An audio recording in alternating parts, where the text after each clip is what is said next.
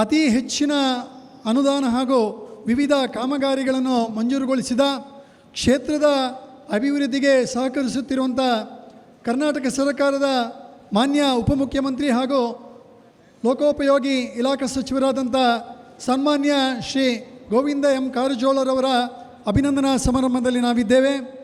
ಈ ಸಮಾರಂಭದಲ್ಲಿರುವಂಥ ಮಾನ್ಯ ಉಪಮುಖ್ಯಮಂತ್ರಿಯವರಿಗೆ, ರಾಜ್ಯಾಧ್ಯಕ್ಷರಿಗೆ ಎಲ್ಲರನ್ನೂ ಹೃತ್ಪೂರ್ವಕವಾಗಿ ಸ್ವಾಗತಿಸಲಿಕ್ಕಿದ್ದಾರೆ ಮಂಡಲದ ಅಧ್ಯಕ್ಷರಾದಂಥ ಜಯಂತ್ ಕೋಟ್ಯಾನ್ ಇವರು.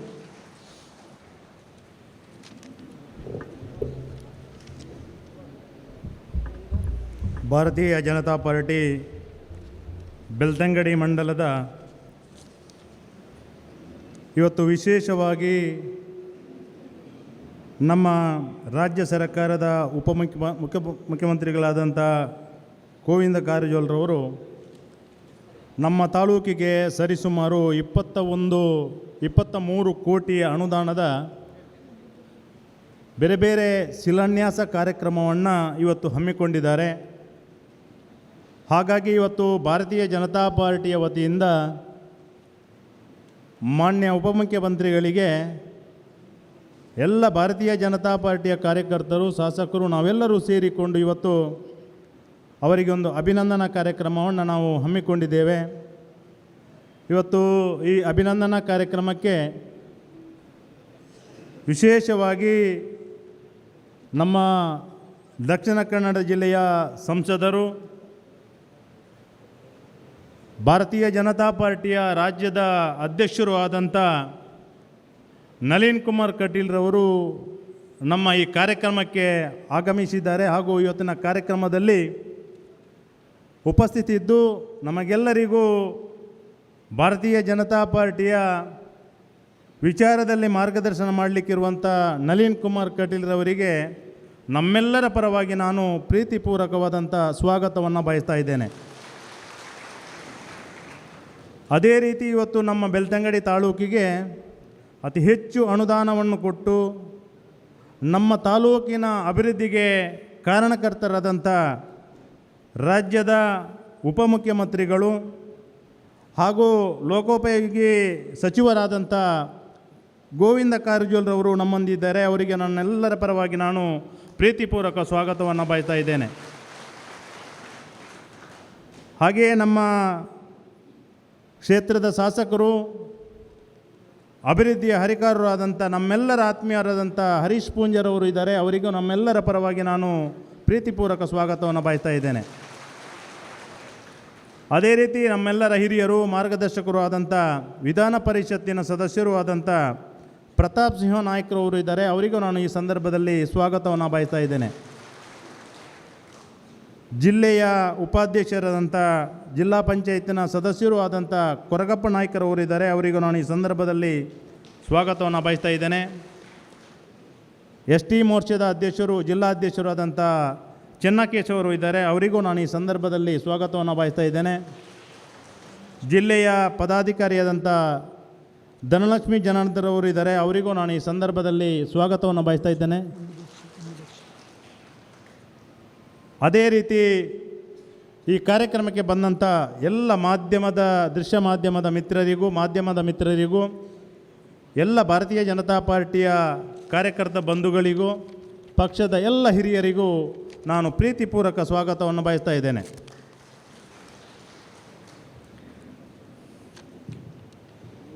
ಬೆಳ್ತಂಗಡಿ ತಾಲೂಕಿನ ಅಭಿವೃದ್ಧಿಯ ಹರಿಕಾರ, ಅಪ್ರತಿಮ ಸಂಘಟಕ, ಆದರ್ಶ ಕಾರ್ಯಕ್ರಮಗಳ ರೂವಾರಿ, ಜನಮಿತ್ರ, ಜನಾನುರಾಗಿ ಸಂಘಟಕ ಶ್ರೀ ಹರೀಶ್ ಪುಂಜರವರು ಪ್ರಸ್ತಾವನಾ ನುಡಿಗಳನ್ನು ನುಡಿಬೇಕು ಅಂತ ವಿನಂತಿಸ್ಕೊಳ್ತೇನೆ.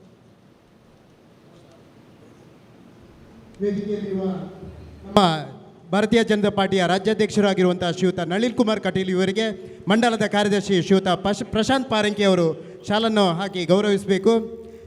ಉಪಮುಖ್ಯಮಂತ್ರಿಗಳು ಹಾಗೂ PWD ಸಚಿವರಾಗಿರುವಂಥ ಶ್ರೀಯುತ ಗೋವಿಂದ ಕಾರಜೋಳ ಅವರಿಗೆ ಮಂಡಲದ ಅಧ್ಯಕ್ಷರಾಗಿರುವಂಥ ಶ್ರೀಯುತ ಜಯಂತ್ ಕೋಟ್ಯಾನವರು ಹಾರವನ್ನು ಹಾಕಿ ಗೌರವಿಸಬೇಕು. ಶಾಸಕರಾದ ಹರೀಶ್ ಪುಂಜ ಇವರಿಗೆ SC ಮೋರ್ಚಾದ ಪ್ರಧಾನ ಕಾರ್ಯದರ್ಶಿ ಕೃಷ್ಣಪ್ಪ ಗಡ್ಡಾಡಿ ಇವರು ವೇದಿಕೆಗೆ ಆಗಮಿಸಿ ಶಾಲು ಹಾಕಿ ಗೌರವವನ್ನು ಸಲ್ಲಿಸಬೇಕಾಗಿ ವಿನಂತಿಸ್ತಾ ಇದ್ದೇನೆ. ಅಲ್ಪಸಂಖ್ಯಾತ ಮೋರ್ಚಾದ ಅಧ್ಯಕ್ಷರಾಗಿರುವಂಥ ಶ್ರೀಯುತ ಅರುಣ್ ಕ್ರಾಸ್ತ ವೇದಿಕೆಗೆ ಆಗಮಿಸಿ ಶ್ರೀಯುತ ಪ್ರತಾಪ್ ಸಿಂಹ ನಾಯಕ್ MLC ಇವರಿಗೆ ಶಾಲನ್ನು ಹಾಕಿ ಗೌರವಿಸಬೇಕಾಗಿ ವಿನಂತಿಸ್ತಾ ಇದ್ದೇನೆ.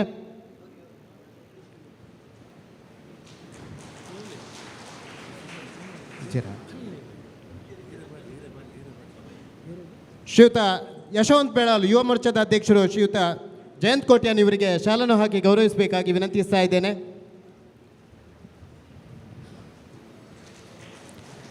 ಶ್ರೀಯುತ ಮೋಹನ್ ಅಂಡಿಜೆ ನಾರವಿ ಮಹಾಶಕ್ತಿ ಕೇಂದ್ರದ ಅಧ್ಯಕ್ಷರು ಶ್ರೀಯುತ ಕೊರಗಪ್ಪ ನಾಯ್ಕ ಇವರಿಗೆ ಶಾಲನ್ನು ಹಾಕಿ ಗೌರವಿಸಬೇಕಾಗಿ ವಿನಂತಿಸ್ತಾ ಇದ್ದೇನೆ.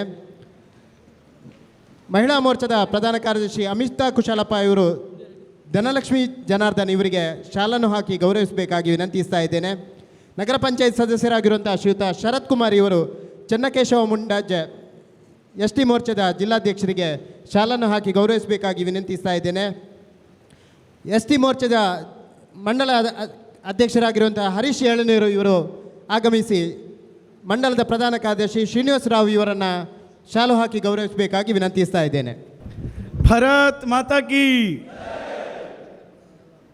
ಜೋರಾಗಿ ಭಾರತ್ ಮಾತಾ ಕಿ ಬಡಾಪಣ ಇಜ್ಜದ ಭಾರತ್ ಮಾತಾ ಕಿ ಭಾರತೀಯ ಜನತಾ ಪಾರ್ಟಿ ಕಿ ಭಾರತೀಯ ಜನತಾ ಪಾರ್ಟಿ ಕಿ ನಳಿನ್ ಕುಮಾರ್ ಕಟೀಲ್ ಜಿ ಕಿ ಗೋವಿಂದ್ ಕಾರಜೋಳ್ ಜಿ ಕಿ.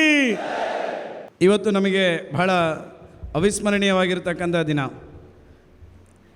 ಈ ಕಾರ್ಯಕ್ರಮದಲ್ಲಿ ಉಪಸ್ಥಿತರಿರ್ತಕ್ಕಂಥ ರಾಜ್ಯದ ಅಧ್ಯಕ್ಷರು, ನಮ್ಮ ಜಿಲ್ಲೆಯ ಸಂಸದರು, ಗ್ರಾಮ ಪಂಚಾಯತ್ ಚುನಾವಣೆಗೆ ಒಂದು ಹೊಸ ದಿಕ್ಕನ್ನು ಕೊಟ್ಟು ಕುಟುಂಬ ಮಿಲನ ಕಾರ್ಯಕ್ರಮ ಮತ್ತು ಜನಸೇವಾ ಸಮಾವೇಶದ ಮೂಲಕ ಇಡೀ ರಾಜ್ಯದಲ್ಲಿ ಅತ್ಯಂತ ಹೆಚ್ಚು ಗ್ರಾಮ ಪಂಚಾಯತ್ ಸದಸ್ಯರನ್ನು ಗೆಲ್ಲಿಸುವಂಥ ನಿಟ್ಟಿನಲ್ಲಿ ಇಡೀ ರಾಜ್ಯಾದ್ಯಂತ 2 ಬಾರಿ ಪ್ರವಾಸವನ್ನು ಕೈಗೊಂಡು ಸಕ್ರಿಯವಾಗಿ ಯಶಸ್ವಿ ಗ್ರಾಮ ಪಂಚಾಯತ್ ಚುನಾವಣೆಯ ದೃಷ್ಟಿಯಿಂದ ಯಾರಿಗೆ ಸಲ್ತದೆ ಅಂತ ಹೇಳಿದರೆ ನಮ್ಮ ರಾಜ್ಯಾಧ್ಯಕ್ಷರಾಗಿರ್ತಕ್ಕಂಥ ಸನ್ಮಾನ್ಯ ನಳಿನ್ ಕುಮಾರ್ ಕಟೀಲ್ರವರಿಗೆ ಸಲ್ತದೆ. ಅಂತಹ ನಳಿನ್ ಕುಮಾರ್ ಕಟೀಲ್ರವರೇ, ಅದೇ ರೀತಿ ನಮ್ಮ ರಾಜ್ಯದ ಉಪಮುಖ್ಯಮಂತ್ರಿಗಳು, ರಾಜ್ಯದ ನೆರೆ ಸಂದರ್ಭದಲ್ಲಿರ್ಬೋದು, ಮೊನ್ನೆ ನಡೆದಂತಹ ಕೊರೋನಾದ ಈ ಸಂದರ್ಭಗಳಲ್ಲಿರ್ಬೋದು, ಈ ರಾಜ್ಯಕ್ಕೆ ಒಂದು ಒಳ್ಳೆಯ ರೀತಿಯಾಗಿರ್ತಕ್ಕಂಥ ನಾಯಕತ್ವವನ್ನು ಕೊಟ್ಟು ಪ್ರತಿ ನೆರೆಯ ಸಂದರ್ಭದಲ್ಲಿರ್ಬೋದು, ಕಷ್ಟದ ಸಂದರ್ಭದಲ್ಲಿ ಜನರಿಗೆ ಸಹಕಾರವನ್ನು ಮಾಡಿ ಸ್ಥಳಕ್ಕೆ ಧಾವಿಸಿ ಈ ರಾಜ್ಯಾದ್ಯಂತ ಓಡಾಟವನ್ನು ಮಾಡ್ತಾ ಇರತಕ್ಕಂಥ, ಇವತ್ತು ಬೆಳ್ತಂಗಡಿ ವಿಧಾನಸಭಾ ಕ್ಷೇತ್ರದ ಅನೇಕ ಕಾಮಗಾರಿಗಳಿಗೆ ಅನುದಾನಗಳನ್ನು ಕೊಟ್ಟು ನಮ್ಮ ಗ್ರಾಮ ಪಂಚಾಯತ್ ಚುನಾವಣೆ ಇರೋದು ಜನಮಾನಸಕ್ಕೆ ಅಚ್ಚಳಿಯದಂತಹ ಕಾಮಗಾರಿಗಳಲ್ಲಿ ಇವತ್ತು ತಾಲೂಕಿನಲ್ಲಿ ನಡೆದಿದ್ದರೆ ಅದಕ್ಕೆ ಕಾರಣೀಭೂತರಾಗಿರ್ತಕ್ಕಂಥ ಇನ್ನೋರ್ವ ರಾಜ್ಯದ ಮಂತ್ರಿಗಳು, ರಾಜ್ಯದ ಉಪಮುಖ್ಯಮಂತ್ರಿಗಳಾಗಿರ್ತಕ್ಕಂಥ ಸನ್ಮಾನ್ಯ ಗೋವಿಂದ್ ಕಾರಜೋಳರವರೇ, ಅದೇ ರೀತಿ ಮಂಡಲದ ಅಧ್ಯಕ್ಷರಾಗಿರ್ತಕ್ಕಂಥ ಜಯಂತ್ ಕೋಟ್ಯಾನ್ರವರೇ, MLC ಆಗಿರ್ತಕ್ಕಂಥ ಪ್ರತಾಪ್ ಸಿಂಹ ನಾಯಕರವರೇ, ವೇದಿಕೆಯಲ್ಲಿರ್ತಕ್ಕಂಥ ಎಲ್ಲ ಪಕ್ಷದ ಅನ್ಯಾನ್ಯ ಜವಾಬ್ದಾರಿ ಇರ್ತಕ್ಕಂಥ ಗಣ್ಯರೇ, ಸೇರಿರ್ತಕ್ಕಂಥ ಎಲ್ಲ ಕಾರ್ಯಕರ್ತ ಬಂಧುಗಳೇ, ಪತ್ರಿಕಾ ಮಾಧ್ಯಮದ ಬಂಧುಗಳೇ, ನಾನು ಹೆಚ್ಚು ಮಾತಾಡಲಿಕ್ಕೆ ಹೋಗೋದಿಲ್ಲ. ಬೆಳ್ತಂಗಡಿ ವಿಧಾನಸಭಾ ಕ್ಷೇತ್ರದ ಬಗ್ಗೆ ಸನ್ಮಾನ್ಯ ಉಪಮುಖ್ಯಮಂತ್ರಿಗಳಾಗಿರ್ತಕ್ಕಂಥ ಗೋವಿಂದ್ ಕಾರಜೋಳ್ ಸಾಹೇಬರಿಗೆ ಒಂದೆರಡು ನಮ್ಮ ಈ ಭಾಗದ ಈ ತಾಲೂಕಿನ ಸಮಸ್ಯೆಯ ಬಗ್ಗೆ ನಾನು ಅವರ ಗಮನಕ್ಕೆ ತರಲಿಕ್ಕೆ ನಾನು ಸಂತೋಷ ಪಡ್ತೇನೆ. ಈ ದಕ್ಷಿಣ ಕನ್ನಡ ಜಿಲ್ಲೆಯಲ್ಲಿ ಅತ್ಯಂತ ಗ್ರಾಮೀಣ ಪ್ರದೇಶದ ವಿಧಾನಸಭಾ ಕ್ಷೇತ್ರ ಅಂತ ಹೇಳಿದರೆ ಅದು ಬೆಳ್ತಂಗಡಿ ವಿಧಾನಸಭಾ ಕ್ಷೇತ್ರ. 81 ಗ್ರಾಮಗಳನ್ನು ಒಳಗೊಂಡಿರ್ತಕ್ಕಂಥ ಈ ತಾಲೂಕಿನಲ್ಲಿ ಅನೇಕ ಗ್ರಾಮಗಳಲ್ಲಿ ಗಿರಿಜನರು ಮತ್ತು ಹರಿಜನರ ತುಂಬ ಕಾಲೋನಿಗಳು ಈ ತಾಲೂಕಿನಲ್ಲಿ ಇರ್ತಕ್ಕಂಥದ್ದು. ಅದರ ಜೊತೆಗೆ ಗ್ರಾಮೀಣ ಪ್ರದೇಶದಲ್ಲಿರ್ತಕ್ಕಂಥ ರಸ್ತೆಗಳಿಗೆ ಸಂಪರ್ಕ ಯಾವ ರೀತಿಯಲ್ಲಿ ಇರ್ತದೆ ಅನ್ನುವಂಥದ್ದು ಈಗಾಗಲೇ ನೀವು ನಮ್ಮ ಚಿಬಿದ್ರೆಯ ಅನಾವರಣ ಸೇತುವೆ ನಿರ್ಮಾಣದ ಸಂದರ್ಭದಲ್ಲಿ ನೀವು ಕಂಡುಕೊಂಡಿದ್ದೀರಿ. ಅವರು ಬಹಳ ಸಂತೋಷದಿಂದ ಹೇಳಿದರು, ಹರೀಶ್ ಪುಂಜ ಅವರೇ, ಈ ರೀತಿಯ ಪ್ರದೇಶ ಇರತಕ್ಕಂಥ ನಿಮ್ಮ ತಾಲೂಕಿಗೆ ಇನ್ನಷ್ಟು ಅನುದಾನಗಳನ್ನು ನೀವು ಏಪ್ರಿಲ್ನ ನಂತರ ಕೊಡ್ತಕ್ಕಂಥ ಕೆಲಸವನ್ನು ಮಾಡ್ತೇನೆ ಅನ್ನುವಂಥ ಮಾತನ್ನು ನನಗೆ ಹೇಳಿದರು. ನನಗೆ ಭಾಳ ಖುಷಿಯಾಯಿತು. ಯಾಕೆಂತ ಹೇಳಿದರೆ ಈ ತಾಲೂಕಿನಲ್ಲಿರ್ತಕ್ಕಂಥ ಒಂದು ಕಟ್ಟಕಡೆಯ ಗ್ರಾಮೀಣ ಪ್ರದೇಶದ ಅನಾರ್ನಂಥ ಒಂದು ಗ್ರಾಮಕ್ಕೆ, ಅತ್ಯಂತ ಕಾಡಿನಲ್ಲಿರ್ತಕ್ಕಂಥ ಒಂದು ಗ್ರಾಮಕ್ಕೆ ಶಿಲಾನ್ಯಾಸಕ್ಕೆ ಈ ರಾಜ್ಯದ ಯಾವುದಾದರೊಂದು ಸಚಿವರು, ಮುಖ್ಯಮಂತ್ರಿಗಳು ಬಂದರೆ ಅದು ನಮ್ಮ ಪ್ರೀತಿಯ ಗೋವಿಂದ್ ಕಾರಜೋಳ್ ಸಾಹೇಬರು ಎನ್ನುವಂಥದ್ದನ್ನು ಈ ಸಂದರ್ಭದಲ್ಲಿ ಹೇಳಲಿಕ್ಕೆ ನಾನು ಭಾಳ ಸಂತೋಷ ಪಡ್ತೇನೆ. ಇವತ್ತು ನಮ್ಮ ತಾಲೂಕಿನಲ್ಲಿರ್ತಕ್ಕಂಥ ಪ್ರವಾಸೋದ್ಯಮಕ್ಕೆ ಮತ್ತು ಭಕ್ತಾದಿಗಳನ್ನು ಆಕರ್ಷಣೆ ಮಾಡತಕ್ಕಂಥ ಶ್ರೀ ಕ್ಷೇತ್ರ ಧರ್ಮಸ್ಥಳವನ್ನು ಸಂಪರ್ಕ ಮಾಡತಕ್ಕಂಥ ಅನೇಕ ರಸ್ತೆಗಳು, ಅದು ನಾರಾವಿಯಿಂದ ಹಿಡಿದು ಬೆಳ್ತಂಗಡಿಯಾಗಿ ಧರ್ಮಸ್ಥಳ ಇರ್ಬೋದು. ಅದೇ ರೀತಿ ನ್ಯಾಷನಲ್ ಹೈವೇ ಶಿರಾಡಿಯ ಮೂಲಕ ಬಂದಿರತಕ್ಕಂಥ ಪೆರಿಯಶಾಂತಿಯಿಂದ ಧರ್ಮಸ್ಥಳ ಮೂಲಕ ಉಜಿರೆಗೆ ಬರತಕ್ಕಂಥ ರಸ್ತೆ ಇರ್ಬೋದು, ಅಥವಾ ಬಂಟ್ವಾಳದಿಂದ ಬರತಕ್ಕಂಥದ್ದು. ಈಗಾಗಲೇ ಸನ್ಮಾನ್ಯ ನಳಿನ್ ಕುಮಾರ್ ಕಟೀಲ್ರವರು ನಮಗೆ ಮಾತು ಕೊಟ್ಟಿದ್ದರು, ನಮ್ಮ ಬಿ ಸಿ ರೋಡಿಂದ ಪುಂಜಾಲಕಟ್ಟೆವರೆಗೆ ಈಗಾಗಲೇ ನ್ಯಾಷನಲ್ ಹೈವೇದು ಕೆಲಸ ಕಾಮಗಾರಿಗಳಾಗ್ತಾ ಇದೆ ಅಂತ. ಈಗಾಗಲೇ ಬರಬೇಕಾದ್ರೆ ನಾನು ಗೋವಿಂದ ಕಾರಜೋಳ ಸಾಹೇಬ್ರ ಹತ್ರ ಹೇಳಿದೆ, ನಮ್ಮ ನ್ಯಾಷನಲ್ ಹೈವೇದು ಕಾಮಗಾರಿಗಳು ಪುಂಜಾಲಕಟ್ಟೆವರೆಗೆ ಆಗಿದೆ, ಪುಂಜಾಲಕಟ್ಟೆಯಿಂದ ಚಾರ್ಮಾಡಿವರೆಗಿನ ಆ ರಸ್ತೆ ಅಭಿವೃದ್ಧಿ ಕೆಲಸ ಆದರೆ ಭಾಳ ಅನುಕೂಲ ಆಗ್ತದೆ ಅಂತ. ಆಗ ಒಂದು ಮಾತು ಹೇಳಿದರು, ನಿಮ್ಮ MP ಸಾಹೇಬರು ನಮ್ಮ ರಾಜ್ಯಾಧ್ಯಕ್ಷರು ಯಾವಾಗ ಡೆಲ್ಲಿಯಲ್ಲಿ ಇರ್ತಾರೆ ಆಗ ನೀವು ಸಹ ಜೊತೆ ಹೋಗಿ ನಿತಿನ್ ಗಡ್ಕರಿ ಅವ್ರ ಸಾಹೇಬರ ಜೊತೆ ಮಾತಾಡುವ, ಆ ಉಳಿದಿರ್ತಕ್ಕಂಥ ಭಾಗದ ಅಭಿವೃದ್ಧಿಯ ದೃಷ್ಟಿಯಿಂದ ನಿಮ್ಮ ಜೊತೆ ನಾವಿದ್ದೇವೆ ಎನ್ನುವಂಥ ಮಾತನ್ನು ಸಹ ನನಗೆ ಹೇಳಿದ್ದಾರೆ. ನನಗೆ ಈ ಸಂದರ್ಭದಲ್ಲಿ ನಮ್ಮ ನಳಿನ್ ಕುಮಾರ್ ಕಟೀಲ್ ಸಾಹೇಬರು ಮತ್ತು ಗೋವಿಂದ ಕಾರಜೋಳ ಸಾಹೇಬರು, ಯಾಕಂದರೆ ಲೋಕೋಪಯೋಗಿ ಇಲಾಖೆ ಸಚಿವರು ಇಬ್ಬರು ಸೇರಿ ನಮ್ಮ ಈ ಗ್ರಾಮೀಣ ಭಾಗದಲ್ಲಿರ್ತಕ್ಕಂಥ ನಮ್ಮ ಬೇರೆ ತಾಲೂಕಿನಿಂದ ನಮ್ಮ ತಾಲೂಕಿಗೆ ಬರತಕ್ಕಂಥ ಸಂಪರ್ಕ ರಸ್ತೆಗಳನ್ನು ಅಭಿವೃದ್ಧಿಪಡಿಸ್ತಕ್ಕಂಥ ನಿಟ್ಟಿನಲ್ಲಿ ನೀವೆಲ್ಲರೂ ನಮಗೆ ಆಶಯದಾತರಾಗಬೇಕೆನ್ನುವಂಥ ಮನವಿಯನ್ನು ಈ ಸಮಸ್ತ 81 ಗ್ರಾಮದ ಮತದಾರರು ಮತ್ತು ಭಾರತೀಯ ಜನತಾ ಪಾರ್ಟಿಯ ಕಾರ್ಯಕರ್ತರ ಪರವಾಗಿ ನಿಮಗೆ ಮಾಡಲಿಕ್ಕೆ ನಾನು ಭಾಳ ಸಂತೋಷವನ್ನು ಪಡ್ತಾ ಇದ್ದೇನೆ. ಯಾಕೆಂತ ಹೇಳಿದ್ರೆ ಗೋವಿಂದ ಕಾರಜೋಳ ಸಾಹೇಬ್ರ ಹತ್ರ ಲೋಕೋಪಯೋಗಿ ಇಲಾಖೆ ಇದ್ದರೆ, ನಳಿನ್ ಕುಮಾರ್ ಕಟೀಲ್ ಸಾಹೇಬ್ರ ಹತ್ರ ರಾಜ್ಯದ 32 ಮಂತ್ರಿಗಳು ಅವರೊಟ್ಟಿಗೆ ಇರ್ತಾರೆ. ಯಾಕಂತ ಹೇಳಿದ್ರೆ ಅವ್ರ ಹತ್ರ ನಾವು ಇದು ಒಂದು ಅಂತ ಕೇಳಲಿಕ್ಕಿಲ್ಲ, ಅವ್ರ ಹತ್ರ ನಾವು ಯಾವುದು ಕೇಳಿದ್ರು ಯಾವ ಸಚಿವರ ಹತ್ರನೂ ಹೇಳಿ ಅವರು ಕೆಲಸ ಮಾಡಿದ್ರು. ಈಗಾಗಲೇ ನಮ್ಮ IBಯ ಶಿಲಾನ್ಯಾಸ ಸಂದರ್ಭದಲ್ಲಿ ಸಾಹೇಬ್ರ ಹತ್ರ ಹೇಳಿದರು, ನನ್ನ ಕೋಟ ಅಂತೇಳಿ ಬೆಳ್ತಂಗಡಿ ವಿಧಾನಸಭಾ ಕ್ಷೇತ್ರಕ್ಕೆ ದುಡ್ಡು ಕೊಡಿ ಅಂತ ಹೇಳುವಂಥ ಮಾತನ್ನು ಸನ್ಮಾನ್ಯ ನಳಿನ್ ಕುಮಾರ್ ಕಟೀಲ್ ಸಾಹೇಬರು ಸಹ ನಮಗೆ ಹೇಳಿದ್ದಾರೆ. ಅದರಿಂದಾಗಿ ನನಗೆ ಪೂರ್ಣ ವಿಶ್ವಾಸ ಇದೆ, ಗೋವಿಂದ ಕಾರಜೋಳ ಸಾಹೇಬರು ನಮ್ಮ ತಾಲೂಕಿನ ಅಭಿವೃದ್ಧಿಯ ದೃಷ್ಟಿಯಿಂದ, ನಮ್ಮ ತಾಲೂಕಿನ ಸಮಗ್ರ ಅಭಿವೃದ್ಧಿಯ ದೃಷ್ಟಿಯಿಂದ ಇನ್ನೂ ಒಂದು 100 ಕೋಟಿ ಅನುದಾನ ನಮ್ಮ ವಿಧಾನಸಭಾ ಕ್ಷೇತ್ರಕ್ಕೆ ಬೇಕು. ಆ 100 ಕೋಟಿ ಅನುದಾನ ಬಂದರೆ ನಮ್ಮ ಕಾರ್ಯಕರ್ತರು ಚುನಾವಣೆ ಸಂದರ್ಭದಲ್ಲಿ ಏನು ಹೇಳಿದರು, ನಮ್ಮ ಕಾರ್ಯಕರ್ತರು ಜನರ ಅಭಿವೃದ್ಧಿಯ ದೃಷ್ಟಿಯಿಂದ ಏನು ಮಾತನ್ನು ಕೊಟ್ಟಿದ್ದರು ಆ ಮಾತು ಉಳಿಸಿಕೊಳ್ಳಲಿಕ್ಕೆ ನಮಗೆ ಸಾಧ್ಯ ಆಗ್ತದೆ. ಆ ಶಕ್ತಿ ಇರತಕ್ಕಂಥ ಮಂತ್ರಿ ಅವರು ಯಾರು ಅಂತ ಕೇಳಿದ್ರೆ ಅದು ಗೋವಿಂದ ಕಾರಜೋಳ ಸಾಹೇಬರು. ಯಾಕಂತ ಹೇಳಿದ್ರೆ ಗೋವಿಂದ ಕಾರಜೋಳ ಸಾಹೇಬರು ಮುಖ್ಯಮಂತ್ರಿಗಳ ಹತ್ರ ಹೋದರೆ ಮುಖ್ಯಮಂತ್ರಿಗಳು ಇನ್ನಿಷ್ಟವರೆಗೆ ಇಲ್ಲ ಅಂತ ಹೇಳಿದ್ದು ನಾನಂತೂ ನೋಡಿಲ್ಲ. ಯಾಕಂತ ಹೇಳಿದ್ರೆ ಅಷ್ಟು ಅನ್ಯೋನ್ಯ ಸಂಬಂಧ ಇರತಕ್ಕಂಥವರು ಸನ್ಮಾನ್ಯ ಉಪಮುಖ್ಯಮಂತ್ರಿಗಳಾಗಿರ್ತಕ್ಕಂಥ ಸನ್ಮಾನ್ಯ ಗೋವಿಂದ ಕಾರಜೋಳ ಸಾಹೇಬರು. ಅದರಿಂದಾಗಿ ನನಗೆ ವಿಶ್ವಾಸ ಇದೆ, ಬೆಳ್ತಂಗಡಿ ವಿಧಾನಸಭಾ ಕ್ಷೇತ್ರದ ಗ್ರಾಮೀಣ ಪ್ರದೇಶದ ರಸ್ತೆಗಳ ಅಭಿವೃದ್ಧಿಯ ದೃಷ್ಟಿಯಿಂದ ಇನ್ನಷ್ಟು ಅನುದಾನಗಳು ನಮ್ಮ ವಿಧಾನಸಭಾ ಕ್ಷೇತ್ರಕ್ಕೆ ಬರಲಿಕ್ಕೆ ಸನ್ಮಾನ್ಯ ಈ ರಾಜ್ಯದ ಉಪಮುಖ್ಯಮಂತ್ರಿಗಳಾಗಿರ್ತಕ್ಕಂಥ ಗೋವಿಂದ ಕಾರಜೋಳ ಸಾಹೇಬರು ಮತ್ತು ಈ ರಾಜ್ಯದ ರಾಜ್ಯಾಧ್ಯಕ್ಷರು ನಮ್ಮ ಕ್ಷೇತ್ರದ ಸಂಸದರಾಗಿರ್ತಕ್ಕಂಥ ನಳಿನ್ ಕುಮಾರ್ ಕಟೀಲ್ರು ಜೋಡೆತ್ತಿನ ರೀತಿಯಲ್ಲಿ ನಮ್ಮ ವಿಧಾನಸಭಾ ಕ್ಷೇತ್ರದ ಅಭಿವೃದ್ಧಿಯ ದೃಷ್ಟಿಯಿಂದ ನಮ್ಮೊಟ್ಟಿಗೆ ನಿಲ್ತಾರೆ ಅನ್ನುವಂಥ ಭರವಸೆಯನ್ನು ಈ ಸಂದರ್ಭದಲ್ಲಿ ಹೇಳ್ತಾ, ಅಭಿವೃದ್ಧಿಯ ದೃಷ್ಟಿಯಿಂದ 81 ಗ್ರಾಮದಿಂದ ಬಂದಿರತಕ್ಕಂಥ ಎಲ್ಲ ಕಾರ್ಯಕರ್ತ ಬಂಧುಗಳು ಒಂದು ಸಲ ಎದ್ದು ನಿಂತು ನಮ್ಮ ಗ್ರಾಮೀಣ ರಸ್ತೆಗಳ ಬೇಡಿಕೆಗೆ ಚಪ್ಪಾಳೆಯ ಮೂಲಕ ಮನವಿಯನ್ನು ನೀವು ಕೊಡಬೇಕೆನ್ನುವಂಥದ್ದನ್ನು ಈ ಸಂದರ್ಭವಾಗಿ ವಿಧಾನಸಭಾ ಸದಸ್ಯರಾಗಿ ಆಯ್ಕೆಯಾದ ವಿರೋಧ ಪಕ್ಷದ ನಾಯಕರಾಗಿ ಕಾರ್ಯನಿರ್ವಹಿಸಿದ ಅನುಭವ ಇರುವಂಥ ಹಿಂದುಳಿದ ಜನಮಾನಸದ ಧ್ವನಿಯಾಗಿ ವಿಧಾನಸೌಧದಲ್ಲಿ ಧ್ವನಿ ಎತ್ತುವ ಸಜ್ಜನ ರಾಜಕಾರಣಿ, ಸ್ವಪಕ್ಷ ಹಾಗೂ ಪ್ರತಿಪಕ್ಷದವರನ್ನು ಪ್ರೀತಿ, ವಿಶ್ವಾಸ, ಗೌರವವನ್ನು ಸ್ವೀಕರಿಸುವ ಎಲ್ಲ ಜನಪ್ರತಿನಿಧಿಗಳನ್ನು ಜೊತೆಯಾಗಿ ರಾಜಕೀಯ ಭೇದ ಮರೆತು ವಿಶ್ವಾಸದಿಂದ ಗುರಿಯತ್ತ ಕರೆದುಕೊಂಡು ಹೋಗುವ ಅನುಭವಿ ಹಿರಿಯ ರಾಜಕಾರಣಿ ಮಾನ್ಯ ಉಪಮುಖ್ಯಮಂತ್ರಿ ಹಾಗೂ ಲೋಕೋಪಯೋಗಿ ಸಚಿವರಾದಂಥ ಗೋವಿಂದ ಕಾರಜೋಳ ಇವರಿಗೆ ಬೆಳ್ತಂಗಡಿ ಮಂಡಲದ BJP ವತಿಯಿಂದ ಪುಟ್ಟ ಸನ್ಮಾನ. ಮಾನ್ಯ ಅಧ್ಯಕ್ಷರು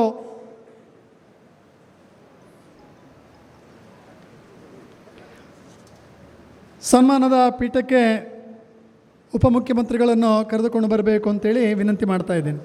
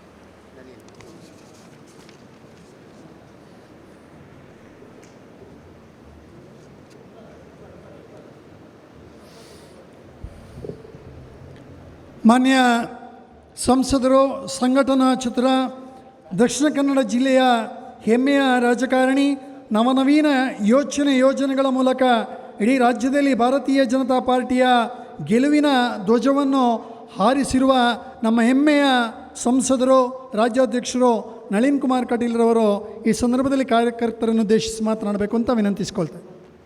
ಭಾರತೀಯ ಜನತಾ ಪಾರ್ಟಿ ಬೆಳ್ತಂಗಡಿ ಮಂಡಲದ ಆಶ್ರಯದಲ್ಲಿ ನಡೀತಕ್ಕಂಥ ಉಪಮುಖ್ಯಮಂತ್ರಿಗಳ ಅಭಿನಂದನಾ ಸಮಾರಂಭದ ಈ ವೇದಿಕೆಯಲ್ಲಿ ಗೌರವವನ್ನು ಸ್ವೀಕಾರ ಮಾಡಿರ್ತಕ್ಕಂಥ, ಗೌರವವನ್ನು ನೀಡಿರ್ತಕ್ಕಂಥ ಈ ಮಂಡಲದ ಅಧ್ಯಕ್ಷ ಆಗಿರ್ತಕ್ಕಂಥ ಮಿತ್ರ ಜಯಂತ್ ಕೋಟ್ಯಾನವರೇ, ಈ ಬೆಳ್ತಂಗಡಿ ಮಂಡಲದ ಶಾಸಕರ ಮತ್ತು ಜನರ ಪ್ರೀತಿಯ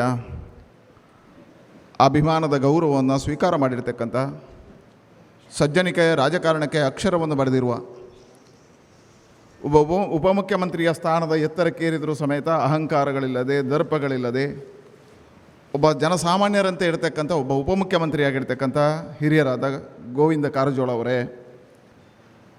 ಅಭಿವೃದ್ಧಿಯ ಹರಿಕಾರರಾಗಿ ಕಳೆದ 2.5 ವರ್ಷಗಳ ಕಾಲದಲ್ಲಿ ಹಿಂದಿನ ಎಲ್ಲ ಇತಿಹಾಸಗಳನ್ನು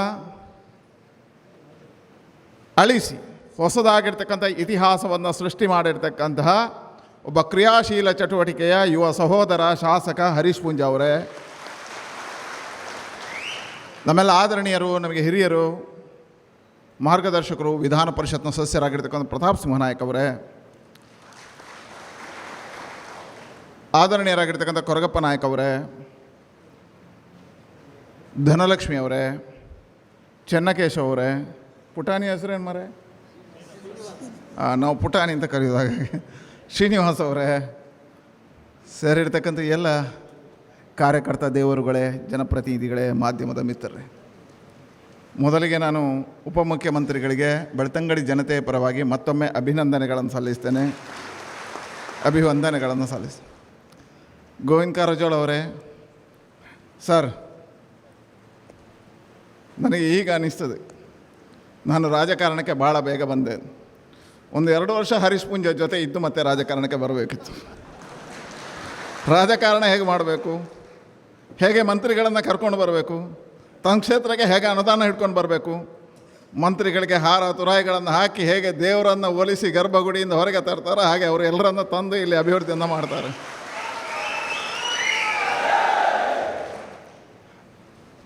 ಒಬ್ಬ ಕ್ರಿಯಾಶೀಲರಾಗಿರ್ತಕ್ಕಂಥ ಶಾಸಕ ತನ್ನ ಕ್ಷೇತ್ರದ ಬಗ್ಗೆ, ತಾನು ಪಡೆದಿರತಕ್ಕಂಥ ಮತಗಳ ಬಗ್ಗೆ ಅಭಿಮಾನಪೂರ್ವಕವಾಗಿ ಹೇಗೆ ಕೆಲಸ ಮಾಡಬಲ್ಲದು ಅನ್ನೋದಕ್ಕೆ ನಮ್ಮ ಹರೀಶ್ ಪೂಂಜಾ ಅವರು ಭಾಳ ಸಾಕ್ಷಿ ಇದ್ದಾರೆ. ಇವತ್ತು ಗೋವಿಂದ ಕಾರಜೋಳ ಅವರಿಗೆ ಅಭಿನಂದನೆಗಳನ್ನು ಸಲ್ಲಿಸಿದ್ದಾರೆ. ಅದು ಅವರ ಹೃದಯ ಶ್ರೀಮಂತಿಕೆಯನ್ನು ತೋರಿಸುತ್ತೆ.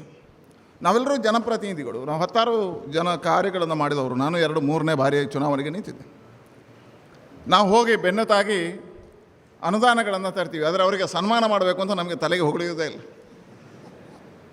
ನಮಗೆ ಅನುದಾನಗಳನ್ನು ಕೊಟ್ಟರೆ ಇದು, ಆದರೆ ಅನುದಾನಗಳನ್ನು ತರಬೇಕಿದ್ರೆ ಅದಕ್ಕೆ ಪಡಬೇಕಾಗಿರ್ತಕ್ಕ ಪರಿಶ್ರಮ, ಕೊಟ್ಟವನನ್ನು ಗೌರವಿಸುವುದು ಇದೆಯಲ್ಲ, ಇದು ಬಹಳ ದೊಡ್ಡದಾಗಿರ್ತಕ್ಕಂಥ ಹೃದಯ ಶ್ರೀಮಂತಿಕೆ.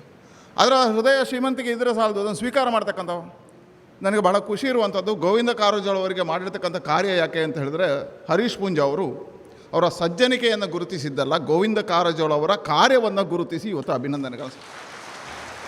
2 ವರ್ಷಗಳ ಕಾಲ ಒಬ್ಬ ಉಪಮುಖ್ಯಮಂತ್ರಿಯಾಗಿ, 1.5 ವರ್ಷಗಳ ಕಾಲದ ಉಪಮುಖ್ಯಮಂತ್ರಿಯಾಗಿ ಈ ರಾಜ್ಯದಲ್ಲಿ ಅದ್ಭುತವಾಗಿರ್ತಕ್ಕಂಥ ರಸ್ತೆ ಕಾಮಗಾರಿಗಳ ಬಗ್ಗೆ PWD ಸಚಿವರಾಗಿ ಅತಿ ಹೆಚ್ಚು ಗಮನವನ್ನು ವಹಿಸಿರ್ತಕ್ಕಂಥವರು, ಭಾಳ ಶ್ರೇಷ್ಠವಾಗಿರ್ತಕ್ಕಂಥ ಕಾರ್ಯವನ್ನು ಮಾಡಿದವರು. ಇವತ್ತು ನಮ್ಮ ಜಿಲ್ಲೆಯಲ್ಲಿ 10 ಯೋಜನೆಗಳು ಅನುಷ್ಠಾನಗೊಳ್ತಾ ಇದೆ. ಇವತ್ತು ವಿಶೇಷವಾಗಿ ಬೆಳ್ತಂಗಡಿ ಒಂದು ಕ್ಷೇತ್ರದಲ್ಲಿ ಸುಮಾರು ಹತ್ತಿರ 50 ಕೋಟಿ ರೂಪಾಯಿಗಳ ಕಾಮಗಾರಿಗೆ ಶಿಲಾನ್ಯಾಸ ಮಾಡಿದ್ದಾರೆ. ಹೇಳಿದರೆ ಗೋವಿಂದ ಕಾರಜೋಳ ಅವರು ಹೇಗೆ ನಿಮಗೆ ಕೊಟ್ಟಿದ್ದಾರೆ, ಅವರ ಕೈ ಎಷ್ಟು ವಿಶಾಲವಾದ್ದು ಅಂತ ಇದರಿಂದ ತಿಳಿಯುತ್ತೆ. ಇಡೀ ಜಿಲ್ಲೆಯಲ್ಲಿ 10 ಯೋಜನೆಗಳನ್ನು ಇವತ್ತು ಅನುಷ್ಠಾನಗೊಳಿಸ್ತಾ ಇದ್ದಾರೆ. ಕಳೆದ ಬಾರಿ ಕೇಂದ್ರದ ಅನುದಾನಗಳು ಬಂದಾಗ ಅದಕ್ಕೆ ಸಭೆಗಳನ್ನು ಕರೆಯತಕ್ಕಂಥದ್ದು, ಅಧಿಕಾರಿಗಳನ್ನು ಕರೆಯತಕ್ಕಂಥದ್ದು, ಅದನ್ನು ಫಾಲೋಅಪ್ ಮಾಡತಕ್ಕಂಥದ್ದು. ನನಗೆ ಈ ವರ್ಷ ಖುಷಿ ಇದೆ, ನಮ್ಮ ಸರ್ಕಾರ ಬಂದ ಮೇಲೆ ಹತ್ತಿರ ದಕ್ಷಿಣ ಕನ್ನಡ ಜಿಲ್ಲೆಗೆ 250 ಕೋಟಿ ರೂಪಾಯಿಗಳು ಪ್ರಧಾನಮಂತ್ರಿ ಗ್ರಾಮ ಸಡಕ್ ಯೋಜನೆಯಿಂದ ಬಂದಿದೆ. ದಕ್ಷಿಣ ಕನ್ನಡ ಜಿಲ್ಲೆಗೆ ನಾನು ಯಾವ ಕ್ಷೇತ್ರ ಅಂತ ಹೇಳಲಿಕ್ಕೆ ಹೋಗೋದಿಲ್ಲ, ಬಾಯ್ಹಾಟ ಇಲ್ಲ ನನ್ನದು. ಸೆಂಟ್ರಲ್ ರೋಡ್ ಫಂಡಲ್ಲಿ ಸುಮಾರು 150 ಕೋಟಿ ರೂಪಾಯಿಗಳು ಅನುದಾನಗಳು ಬಂದವೆ. ಇವತ್ತು ಅಡ್ಡಹೊಳೆ BC ರೋಡ್ ರಸ್ತೆ ನಿನ್ನೆ ಮತ್ತೊಮ್ಮೆ ಟೆಂಡರ್ ಆಗಿದೆ. ಕಾಮಗಾರಿಗಳು ಕಾರ್ಕಳ ಕುಲಶೇಖರ ರಸ್ತೆಗಳ ಅಗಲೀಕರಣಕ್ಕೆ ಪ್ರಾರಂಭ ಆಗ್ತಾ ಇದೆ. ಹರೀಶ್ ಪುಂಜ ಹೇಳಿದಾಗೆ BC ರೋಡಿಂದ ಪುಂಜಾಲಕಟ್ಟೆವರೆಗಿನ ಕಾಮಗಾರಿ ವೇಗ ತಗೊಂಡಿದೆ. ಇದೆಲ್ಲದರ ಹಿಂದೆ ಯಾರಿದ್ದಾರೆ ಹೇಳಿದ್ರೆ ಗೋವಿಂದ ಕಾರಜೋಳ ಇದ್ದಾರೆ. ಬಾಕೊಳದಂಥ ಕಾರ್ಯವನ್ನು ನೀವೇನು ಹೇಳಿದರೆ ಹರೀಶ್ ಪುಂಜ ಅವರೇ, ನಿಮ್ಮ ಜೊತೆ ನಾವಿದ್ದೇವೆ. ನಾನು ಸ್ವಲ್ಪ ಕಷ್ಟದಲ್ಲಿದ್ದೇನೆ. MLAಗಳನ್ನು ನೋಡಿದರೆ MLAಗಳೆಲ್ಲ APL ಕಾರ್ಡ್ದಾರರು, ನಾವೆಲ್ಲ BPL ಕಾರ್ಡ್ದಾರರು, ಯಾರು MP ಗಳು. ಯಾಕೆ ಹೇಳಿದ್ರೆ ಕಳೆದ ವರ್ಷದವರೆಗೆ ನಾನು ಈ ವರ್ಷ ಸ್ವಲ್ಪ ಖುಷಿಯಲ್ಲಿದ್ದೇನೆ ಪತ್ರಕರ್ತರು. ಯಾಕೆ ಖುಷಿ ಕೇಳಿದ್ರೆ ಕಳೆದ ವರ್ಷದವರೆಗೆ 7 ಶಾಸಕರು ಕಾಂಗ್ರೆಸ್, ಒಬ್ಬರು ಶಾಸಕ ಮಾತ್ರ BJP, ನಾನೊಬ್ಬ ಸಂಸದ. ಹೋದಲ್ಲೆಲ್ಲ ಒಂದೊಂದು ಗ್ರಾಮಕ್ಕೆ ಹೋದರೆ 10 ಕೋಟಿ 15 ಕೋಟಿದು ಪಟ್ಟಿ. ಒಂದು ಸಾರಿ ಆ ಗ್ರಾಮಕ್ಕೆ ಹೋದರೆ ಮುಂದಿನ ಸಾರಿ ಹೋದಾಗ ಮುರಾನಿಕೋರ್ನ ಪಟ್ಟಿ ನಾನು ನಿತ್ಯ ಐಕು ಸುರು ಉತ್ತರಗೋರ್ಲೆ ಅಂತ ಹೇಳೋದು. ಪರಿಸ್ಥಿತಿ ಭಾಳ ಗಂಭೀರ ಇತ್ತು ನಂದು, ಹೇಳುವಾಗಿಲ್ಲ. ಒಬ್ಬ ಲೋಕಸಭಾ ಸದಸ್ಯನಿಗೆ 5 ಕೋಟಿ ಮಾತ್ರ ಅನುದಾನಗಳಿದ್ದದ್ದು. ಬಾಕೊಡ್ದಂಥದ್ದೆಲ್ಲ ಕೇಂದ್ರ ಸರ್ಕಾರದಿಂದ ನೇರವಾಗಿ ಅನುಷ್ಠಾನದಕ್ಕಂಥದ್ದು. ನನಗೆ ಭಾಳ ಹೆಮ್ಮೆ ಇದೆ. ಪಂಚಾಯತ್ ಸದಸ್ಯರುಗಳಿದ್ದಾನೆ. ಇವತ್ತು ಪಂಚಾಯತ್ಗಳಿಗೆ 15ನೇ ಹಣಕಾಸು ಆಯೋಗದ ಅಡಿಯಲ್ಲಿ ಹಣ ಬಂದಿದ್ದರೆ ಅದು ಕೇಂದ್ರ ಸರ್ಕಾರದ್ದು, MP ಇರುವಂಥದ್ದು, ನಾವು ಕೊಡುವಂಥದ್ದು. ಅದರ ಭಾಳ ಸಹಜವಾಗಿರ್ತಕ್ಕಂಥ ಬೇಡಿಕೆಗಳಿರ್ತದೆ. ಆದರೆ ಈ ವರ್ಷ ಏನು ಖುಷಿ ಇದೆ ಕೇಳಿದ್ರೆ, ನಮ್ಮ 7 ಶಾಸಕರು BJP ಇರೋದರಿಂದ 7 ಕ್ಷೇತ್ರಗಳು ಅಭಿವೃದ್ಧಿಯ ಕ್ಷೇತ್ರವಾಗಿ ಪರಿವರ್ತನೆ. ಹಾಗಾಗಿ ನಮಗೇನು ಕೆಲಸ ಇಲ್ಲ. ಹಾಗಾಗಿ ಹೇಳಿದೆ ಇವತ್ತು ನಾನು BPL, ಅವರು APL. ಅನುದಾನಗಳು ಹೆಚ್ಚು ಶಾಸಕರಿಗೆ ಬರ್ತದೆ. ಅದರಲ್ಲೂ ಬಹಳ ಪ್ರಯತ್ನ ಪಟ್ಟದರು ಅವರು. ಇವತ್ತು ನನಗೆ ಅನಿಸ್ತದೆ ಬೆಳ್ತಂಗಡಿಯಲ್ಲಿ ನಾವು ಈಗ ಲೆಕ್ಕ ಹಾಕಿದರೆ ಕಳೆದ 15-20 ವರ್ಷಗಳಾಗಿರುವ ಕೆಲಸವನ್ನು ಕೇವಲ 1-2 ವರ್ಷದಲ್ಲಿ ಇವತ್ತು ಹರೀಶ್ ಪುಂಜ ಅವರು ಈ ಕ್ಷೇತ್ರಕ್ಕೆ ತಂದ. ಒಬ್ಬ ಶಾಸಕ ಹೇಗೆ ಯೋಚನೆ ಮಾಡಬೇಕು ಅಂತ ಹೇಳಿದರೆ, ತನಗೆ ಬಂದಿರತಕ್ಕಂಥ ಮತ ಪ್ರತಿಯೊಬ್ಬ ಮತದಾರ ಅನ್ನುವ ಅನಿಸಿಕೆಯಿಂದ ನನಗೆ ಅನಿಸಿಕೆ ಇಡೀ ರಾಜ್ಯದಲ್ಲಿ ಪ್ರತಿ ಮತಗಟ್ಟೆಯನ್ನು ಗುರುತಿಸಿ 10 ಲಕ್ಷ ರೂಪಾಯಿಗಳನ್ನು ಕೊಟ್ಟ ಯಾವುದಾದ್ರೂ ಶಾಸಕ ಇದ್ದರೆ ಅದು ಹರೀಶ್ ಪುಂಜ ಅವರು. ಇದಕ್ಕೆ ಹರೀಶ್ ಪುಂಜ ತರಲಿಕ್ಕೆ ಕಾರಣ ಯಾರು? ಇಬ್ಬರೇ. ಅನುದಾನ ಬರಬೇಕು ಅಂತಾದರೆ ನಾನು ಭಾಷಣದ ಮಾತ್ರ ಮಾಡ್ಬೋದು, ಅನುದಾನ ಕೊಡಲಿಕ್ಕೆ ಆಗೋದಿಲ್ಲ. ಮಾಡಬೇಕಾದ್ರೆ ಒಂದು ಗೋವಿಂದ ಕಾರಜೋಳ ಮಾಡಬೇಕು, ಇನ್ನೊಂದು ಮುಖ್ಯಮಂತ್ರಿ ಯಡಿಯೂರಪ್ಪರು ಮಾಡಬೇಕು. ನೀವು ನೋಡಿ ಎಷ್ಟು ಬುದ್ಧಿವಂತ ಹರೀಶ್ ಪುಂಜ ಅಂತ ಹೇಳಿದ್ರೆ, ಭಾಳ ಸಮಾಧಾನಿಯಾಗಿರ್ತಕ್ಕಂಥ ಗೋವಿಂದ ಕಾರಜೋಳರನ್ನು ಕಿಸೆ ಒಳಗೆ ಇಟ್ಕೊಂಡಿದ್ದಾರೆ, ಭಾಳ ಜೋರು ಇರ್ತಕ್ಕಂಥ ಯಡಿಯೂರಪ್ಪರನ್ನು ಇಟ್ಕೊಂಡಿದ್ದಾರೆ. ಹೇಗಿರ್ಬೋದು ಹೇಳಿದ್ರೆ ಎರಡರಲ್ಲೂ ಸಮತೋಲನವನ್ನು ಕಾಪಾಡಿಕೊಳ್ಳತಕ್ಕಂಥ ಬುದ್ಧಿವಂತಿಗಿದೆ. ಹಾಗಾಗಿ ಇವತ್ತು ಗೋವಿಂದ ಕಾರಜೋಳ ಅವರಿಗೆ ನಾನು ಅಭಿನಂದನೆ ಸಲ್ಲಿಸ್ತೇನೆ. ಈ ಕ್ಷೇತ್ರಕ್ಕೆ ಭಾಳಷ್ಟು ಕೊಟ್ಟಿದ್ದೀರಿ ಸರ್. ನಾವು ಸಹ ಒಂದು ಸ್ವಲ್ಪ BPL ಕಾರ್ಡ್ನವರಿದ್ದಾರೆ, ನಮಗೂ ಕೊಟ್ಟು ಬಿಡಿ ಕೆಲವು. ಪ್ರತಾಪ್ ಸಿಂಹರಿಗೆ ತೊಂದರೆ ಇಲ್ಲ, 2 ಕೋಟಿ ಬರ್ತದೆ, ಅವರು ಬೆಳ್ತಂಗಡಿಗೆ ಕೊಡಲಿ ಅಂತ ಹೇಳಿದ್ದೇವೆ ನಾವು. ಒಟ್ಟು ಇವತ್ತು ಬಹಳ ಒಳ್ಳೆಯ ಕಾರ್ಯ ಇಲ್ಲಿ ಆಗಿದೆ. ಇವತ್ತು ರಾಜ್ಯದಲ್ಲಿ ಪರಿವರ್ತನೆ ಗಾಳಿ ಬೀಸ್ತಾ ಇದೆ. ಇವತ್ತು ಕೇಂದ್ರದಲ್ಲಿ ಸನ್ಮಾನ್ಯ ನರೇಂದ್ರ ಮೋದಿಯವರ ಆಡಳಿತ, ಜಗತ್ತಿನ ಎತ್ತರಕ್ಕೆ ಭಾರತ ಏರ್ತಾ ಇದೆ. ಇವತ್ತು ಜಗತ್ತು ನರೇಂದ್ರ ಮೋದಿಯವರನ್ನು ಕೊಂಡಾಡ್ತಾ ಇದೆ. ಮೊನ್ನೆ ಕೊಟ್ಟಿರ್ತಕ್ಕಂಥ ಬಜೆಟ್ ನಮ್ಮ ಸಂಕಟದ ಸಮಯದಲ್ಲೂ ಅದ್ಭುತವಾಗಿರ್ತಕ್ಕಂಥ ಬಜೆಟನ್ನು ನರೇಂದ್ರ ಮೋದಿ ಸರ್ಕಾರ ಕೊಟ್ಟಿದೆ. ಇವತ್ತು ಜನಸಾಮಾನ್ಯರ ಸಮಸ್ಯೆಗಳಿಗೆ ಪರಿಹಾರ ಕೊಡ್ತಕ್ಕಂಥ ಅತ್ಯುತ್ತಮವಾಗಿರ್ತಕ್ಕಂಥ ಬಜೆಟನ್ನು ನರೇಂದ್ರ ಮೋದಿ ಸರ್ಕಾರ ಕೊಟ್ಟಿದೆ. ಕೋವಿಡ್ನ ಸಂದರ್ಭದಲ್ಲಿ, ಕಠಿಣವಾಗಿರ್ತಕ್ಕಂಥ ದೇಶದ ಪರಿಸ್ಥಿತಿಯ ಸಂದರ್ಭದಲ್ಲಿ ಒಂದೇ ಒಂದು ಟ್ಯಾಕ್ಸನ್ನು ಏರಿಕೆ ಮಾಡದೆ ಇವತ್ತು ಕೃಷಿಕರಿಗೆ, ರೈತರಿಗೆ ಬೇಕಾಗಿರ್ತಕ್ಕಂಥ ಯೋಜನೆಗಳನ್ನು ನಮ್ಮ ಬಜೆಟಲ್ಲಿ ಮಂಡನೆ ಮಾಡಿದೆ. ಯುವಕರಿಗೆ ಬೇಕಾಗಿರ್ತಕ್ಕಂಥ ಆತ್ಮನಿರ್ಭರ್ ಭಾರತದ ಪರಿಕಲ್ಪನೆಗಳನ್ನು ಕೊಟ್ಟಿದೆ. 1,60,000 ಕೋಟಿ ರೂಪಾಯಿಗಳನ್ನು ರಾಷ್ಟ್ರೀಯ ಹೆದ್ದಾರಿ ರಸ್ತೆಗಳಿಗೆ ಇವತ್ತು ಕೊಡುವಂಥ ಕೆಲಸವನ್ನು ಇವತ್ತು ಭಾರತೀಯ ಜನತಾ ಪಾರ್ಟಿಯ ಕೇಂದ್ರ ಸರ್ಕಾರ ಕೊಟ್ಟಿದೆ. ಅದ್ಭುತವಾಗಿರ್ತಕ್ಕಂಥ ಕಾರ್ಯವನ್ನು ನಮ್ಮ ಸರ್ಕಾರ ಮಾಡ್ತಾ ಇದೆ. ಇವತ್ತು ಜಲ ಮಿಷನ್ ಅಡಿಯಲ್ಲಿ ಗ್ರಾಮ ಪಂಚಾಯತ್ಗಳಿಗೆ ಬರ್ತಕ್ಕಂಥ ಕುಡಿಯುವ ನೀರಿನ ಯೋಜನೆಯನ್ನು ಇವತ್ತು ಈ ವರ್ಷದಿಂದ ನಗರ ಪಂಚಾಯತ್ಗಳಿಗೂ ಕೊಡ್ತಕ್ಕಂಥ ಪ್ರಯತ್ನ ಇವತ್ತಾಗಿದೆ. 15ನೇ ಹಣಕಾಸು ಆಯೋಗದ ಅಡಿಯಲ್ಲಿ ಗ್ರಾಮ ಪಂಚಾಯತ್ಗಳಿಗೆ ಮತ್ತು ನೇರವಾಗಿ ನಗರ ಪಂಚಾಯತ್ಗಳಿಗೆ ಅನುದಾನಗಳನ್ನು ಕೊಡ್ತಕ್ಕಂಥ ಪ್ರಯತ್ನ ಇವತ್ತು ನರೇಂದ್ರ ಮೋದಿ ಸರ್ಕಾರ ಮಾಡ್ತಾಯಿದೆ. ಹಾಗಾಗಿ ಇವತ್ತು ಪರಿವರ್ತನೆ ಗಾಳಿ ಬೀಸ್ತಾ ಇದೆ. ಇದನ್ನು ತಡೀಲಿಕ್ಕೆ ಆಗ್ತಾ ಇಲ್ಲ ಕೆಲವರಿಗೆ. ಭಾಳಷ್ಟು ಜನ ರೈತರ ಹೆಸರಿನಲ್ಲಿ, ಕೃಷಿಕರ ಹೆಸರಿನಲ್ಲಿ ಹೋರಾಟವನ್ನು ಮಾಡ್ತಾ ಇದ್ದಾರೆ. ಹೋರಾಟ ಇವತ್ತು ರಾಜಕಾರಣದ ಸೆಳೆಯನ್ನು ಹಿಡ್ಕೊಂಡಿದೆ. ಹೋರಾಟ ಮಾಡ್ತಕ್ಕಂಥವರು ರೈತರಲ್ಲ, ಹೋರಾಟವನ್ನು ರೈತರ ಹೆಸರಿನಲ್ಲಿ ರಾಜಕಾರಣ ಮಾಡ್ತಕ್ಕಂಥ ಈ ದೇಶದ ಜನ ಮಾಡ್ತಾ ಇದ್ದಾರೆ. ಈ ದೇಶದಲ್ಲಿರ್ತಕ್ಕಂಥ ರಾಜಕೀಯ ಪಾರ್ಟಿಗಳು ಮಾಡ್ತಾ ಇದ್ದಾವೆ. ತಿಳ್ಕೊಳ್ಳಿ, ಈ ದೇಶದಲ್ಲಿ CAA ಬಂದಾಗ ಕಾಂಗ್ರೆಸ್ ವಿರೋಧ ಮಾಡಿತ್ತು. ಈ ದೇಶದಲ್ಲಿ ಅಯೋಧ್ಯೆಯ ಮಂದಿರಕ್ಕೆ ಕಾಂಗ್ರೆಸ್ ವಿರೋಧ. ಕಟ್ಟ ಕೊನೆಗೆ ಯಾವ ಕಾಂಗ್ರೆಸ್ ಈ ದೇಶದಲ್ಲಿ ಅವರ ಪ್ರಣಾಳಿಕೆಯಲ್ಲಿ ಹಾಕಿರ್ತಕ್ಕಂಥ APMC ಆ್ಯಕ್ಟ್ ಅಂತಂದಾಗ ಇವತ್ತು ರೈತರ ವಿರುದ್ಧವಾಗಿರ್ತಕ್ಕಂಥ ಹೋರಾಟವನ್ನು ಕಾಂಗ್ರೆಸ್ ಮಾಡುತ್ತೆ. ಇವತ್ತು ಕಾಂಗ್ರೆಸ್ ರಾಷ್ಟ್ರ ವಿರೋಧಿಯಾಗಿ ಕೆಲಸವನ್ನು ಮಾಡುತ್ತೆ. ಆದರೆ ಇವತ್ತು ರೈತರಿಗೆ ಗೊತ್ತಿದೆ, ಈ ದೇಶದಲ್ಲಿ ಎಲ್ಲಿಯಾದರೂ ರೈತನ ಅಕೌಂಟಿಗೆ 6,000 ರೂಪಾಯಿಗಳನ್ನು ಹಾಕಿದ ಏಕೈಕ ಪ್ರಧಾನಮಂತ್ರಿ ಇದ್ದರೆ ಅದು ನರೇಂದ್ರ ಮೋದಿ. ಫಸಲ್ ಭೀಮಾ ಯೋಜನೆ ಅಂತಂದಿದ್ರೆ ಅದು ನರೇಂದ್ರ ಮೋದಿ. ಹಾಗಾಗಿ ಕೃಷಿಕನಿಗೆ ಗೊತ್ತಿದೆ ನಮ್ಮ ಸಂಕಷ್ಟದಲ್ಲಿ ಭಾಗಿಯಾಗಿರ್ತಕ್ಕಂಥ ಪ್ರಧಾನಮಂತ್ರಿ ನರೇಂದ್ರ ಮೋದಿ. ಭಾಳಷ್ಟು ಜನ ಇಲ್ಲಿ ರಾಜ್ಯದಲ್ಲಿ ಅಧಿಕಾರ ಇದ್ದಾಗ ಕಾಂಗ್ರೆಸ್ನವ್ರಿಗೆ ನೆನಪಾಗುತ್ತೆ, ದಲಿತ ಮುಖ್ಯಮಂತ್ರಿ, ದಲಿತ ಮುಖ್ಯಮಂತ್ರಿ, ದಲಿತ ಮುಖ್ಯಮಂತ್ರಿ. ಅಧಿಕಾರ ಇದ್ದಾಗ ಖರ್ಗೆಯನ್ನು ಮಲಗಿಸಿದ್ರಿ, ಅಧಿಕಾರಕ್ಕಿದ್ದಾಗ ಪರಮೇಶ್ವರನ್ನು ಮಲಗಿಸಿದ್ರಿ. ಆದರೆ ಭಾರತೀಯ ಜನತಾ ಪಾರ್ಟಿ ಇದನ್ನು ಉಲ್ಲೇಖ ಮಾಡಲಿಲ್ಲ. ನಾವು ವಸುದೈವ ಕುಟುಂಬಕಂ ಚಿಂತನೆಯವರು. ಆದರೆ ಯೋಚನೆ ಮಾಡಿ, ಈ ರಾಜ್ಯದಲ್ಲಿ ಉಪಮುಖ್ಯಮಂತ್ರಿ ಸ್ಥಾನವನ್ನು ಗೋವಿಂದ ಕಾರಜೋಳಗೆ ಕೊಟ್ಟು ದಲಿತ ಮುಖ್ಯಮಂತ್ರಿಯ ನೆನಪುಗಳನ್ನು ಮಾಡಿರ್ತಕ್ಕಂಥ ನಮ್ಮ ಸರ್ಕಾರ ಅಂಬೇಡ್ಕರ್ ಕೊಟ್ಟಿರ್ತಕ್ಕಂಥ ವಿಚಾರಧಾರೆಯನ್ನು ಪ್ರಜಾಪ್ರಭುತ್ವದ ಕಲ್ಪನೆಗಳನ್ನು ಕೊಟ್ಟು ಇವತ್ತು ಈ ದೇಶದ ರಾಷ್ಟ್ರಪತಿಯನ್ನು ಮಾಡಿದರೆ ಅದು ಭಾರತೀಯ ಜನತಾ ಪಾರ್ಟಿ. ಹಾಗಾಗಿ ಹೇಳಿದೆ, ನಿಮ್ಮ ರಾಜಕಾರಣ, ನಿಮ್ಮ ಹಿಡಿತ ಎಲ್ಲವೂ ಆಡಳಿತದ ಕಡೆ, ಈ ದೇಶದ ಹಿತದ ದೃಷ್ಟಿಯಿಂದ ಇಲ್ಲ, ಸಾಮಾಜಿಕ ನ್ಯಾಯದ ಅಡಿಯಲ್ಲಿಲ್ಲ. ನೀವೆಲ್ಲ ಇನ್ನು ಮಾತುಗಳನ್ನು ಬಿಡಿ ಅಂತ ಹೇಳುವಂಥದ್ದನ್ನು ಸಿದ್ದರಾಮಣ್ಣನವರಿಗೆ ಹೇಳ್ತೇನೆ. ನೀವೆಲ್ಲ ರಾಜಕಾರಣದ ಮಾತುಗಳನ್ನು ನಾಟಕ ಮಾಡಬೇಡಿ. ನಿಮಗೆ ಸರಿಯಾಗಿರ್ತಕ್ಕಂಥ ಪರಿಕಲ್ಪನೆ ಇದ್ದರೆ ಭಾರತೀಯ ಜನತಾ ಪಾರ್ಟಿ ಇವತ್ತು ಗೋವಿಂದ ಕಾರಜೋಳರಂಥ ಹಿರಿಯರನ್ನು, ಸಜ್ಜನಿಕೆಯ ರಾಜಕಾರಣಿಯನ್ನು ಹೇಗೆ ಗೌರವಿಸುತ್ತಾ ಹಾಗೆ ನೀವು ಗೌರವಿಸಬೇಕಿತ್ತು. ಇವತ್ತು ನೀವು ಗೌರವಿಸಿಲ್ಲ. ಇವತ್ತು ಕೆಲವು ತೋಂಟು ಮಾಂಟುಗಳು ಇಲ್ಲಿ ಪ್ರಾರಂಭ ಆಗಿದ್ದಾರೆ. ತಾಂಟು ಮಾಂಟುಗಳು ಕರೀತಾರೆ ಹರೀಶ್ ಪೂಂಜಾರನ್ನ, ಬನ್ನಿ ಬನ್ನಿ. ಏನು ಹೇಳ್ತಾರೆ? ಜೋರು ಹೇಳಿ, ಏನು ಹೇಳ್ತಾರೆ? ಸ್ವಾಮಿ, ಇದು ದೇಶ ಭಾರತ. ಯಾವ ಭಾರತ? ಅಫ್ಜಲ್ ಖಾನಿಗೆ ನೀರು ಕುಡಿಸಿರ್ತಕ್ಕಂಥ ಶಿವಾಜಿ ವಂಶಸ್ಥರು ಇರ್ತಕ್ಕಂಥ ನೆಲ ಭಾರತ. ಬಾಬರ್ನನ್ನು ಓಡಿಸಿರ್ತಕ್ಕಂಥ ದೇಶ ಭಾರತ. ಮೀರ್ ಭಾಂಕಿಯನ್ನು ಓಡಿಸಿರ್ತಕ್ಕಂಥ ದೇಶ ಭಾರತ. ಈ ಭಾರತದಲ್ಲಿ ತಾಂಟುವ ಪರಿಕಲ್ಪನೆಗಳಿಲ್ಲ.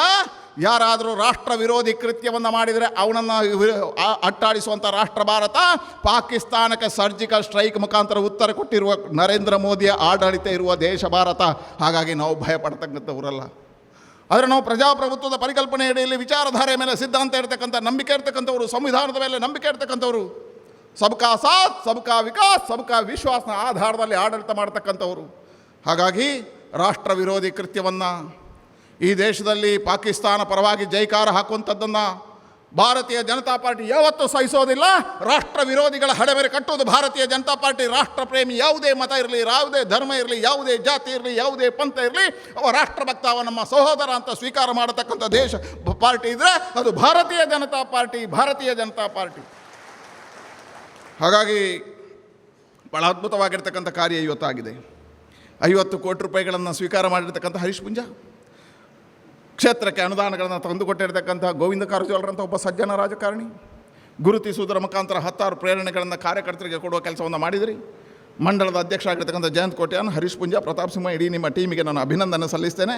ವಿಶೇಷವಾಗಿ ಗೋವಿಂದ ಕಾರಜೋಳ ಅವರಿಗೆ ಮತ್ತೊಮ್ಮೆ ಪ್ರಣಾಮಗಳನ್ನು ಅರ್ಪಿಸ್ತಾ, ಬೆಳ್ತಂಗಡಿಗೆ ಮತ್ತು ದಕ್ಷಿಣ ಕನ್ನಡ ಜಿಲ್ಲೆ ಬಗ್ಗೆ ಹೆಚ್ಚು ಕಾಳಜಿಯನ್ನು ವಹಿಸಿ ಅಂತ ಹೇಳ್ತಾ ಮತ್ತೊಮ್ಮೆ ಅಭಿನಂದನೆಗಳನ್ನು ಸಲ್ಲಿಸ್ತೇನೆ ಸರ್.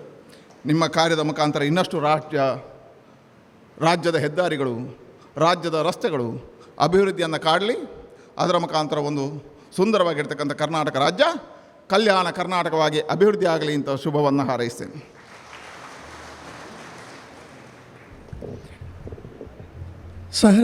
ಹೃದಯ ವೈಶಾಲ್ಯದ ಅಭಿವೃದ್ಧಿಪರ ಚಿಂತಕ, ಮೃದು ಮನಸ್ಸಿನ ಮೃದು ಮಾತಿನ ಅನುದಾನಗಳನ್ನು ನೀಡುವ ಕೊಡುಗೈದಾನಿ ಮಾನ್ಯ ಉಪಮುಖ್ಯಮಂತ್ರಿ ಶ್ರೀ ಗೋವಿಂದ ಕಾರಜೋಳರವರ ಮನದಾಳದ ಮಾತಿಗಾಗಿ ನಾವು ನಿರೀಕ್ಷೆ ಮಾಡ್ತಾಯಿದ್ವಿ.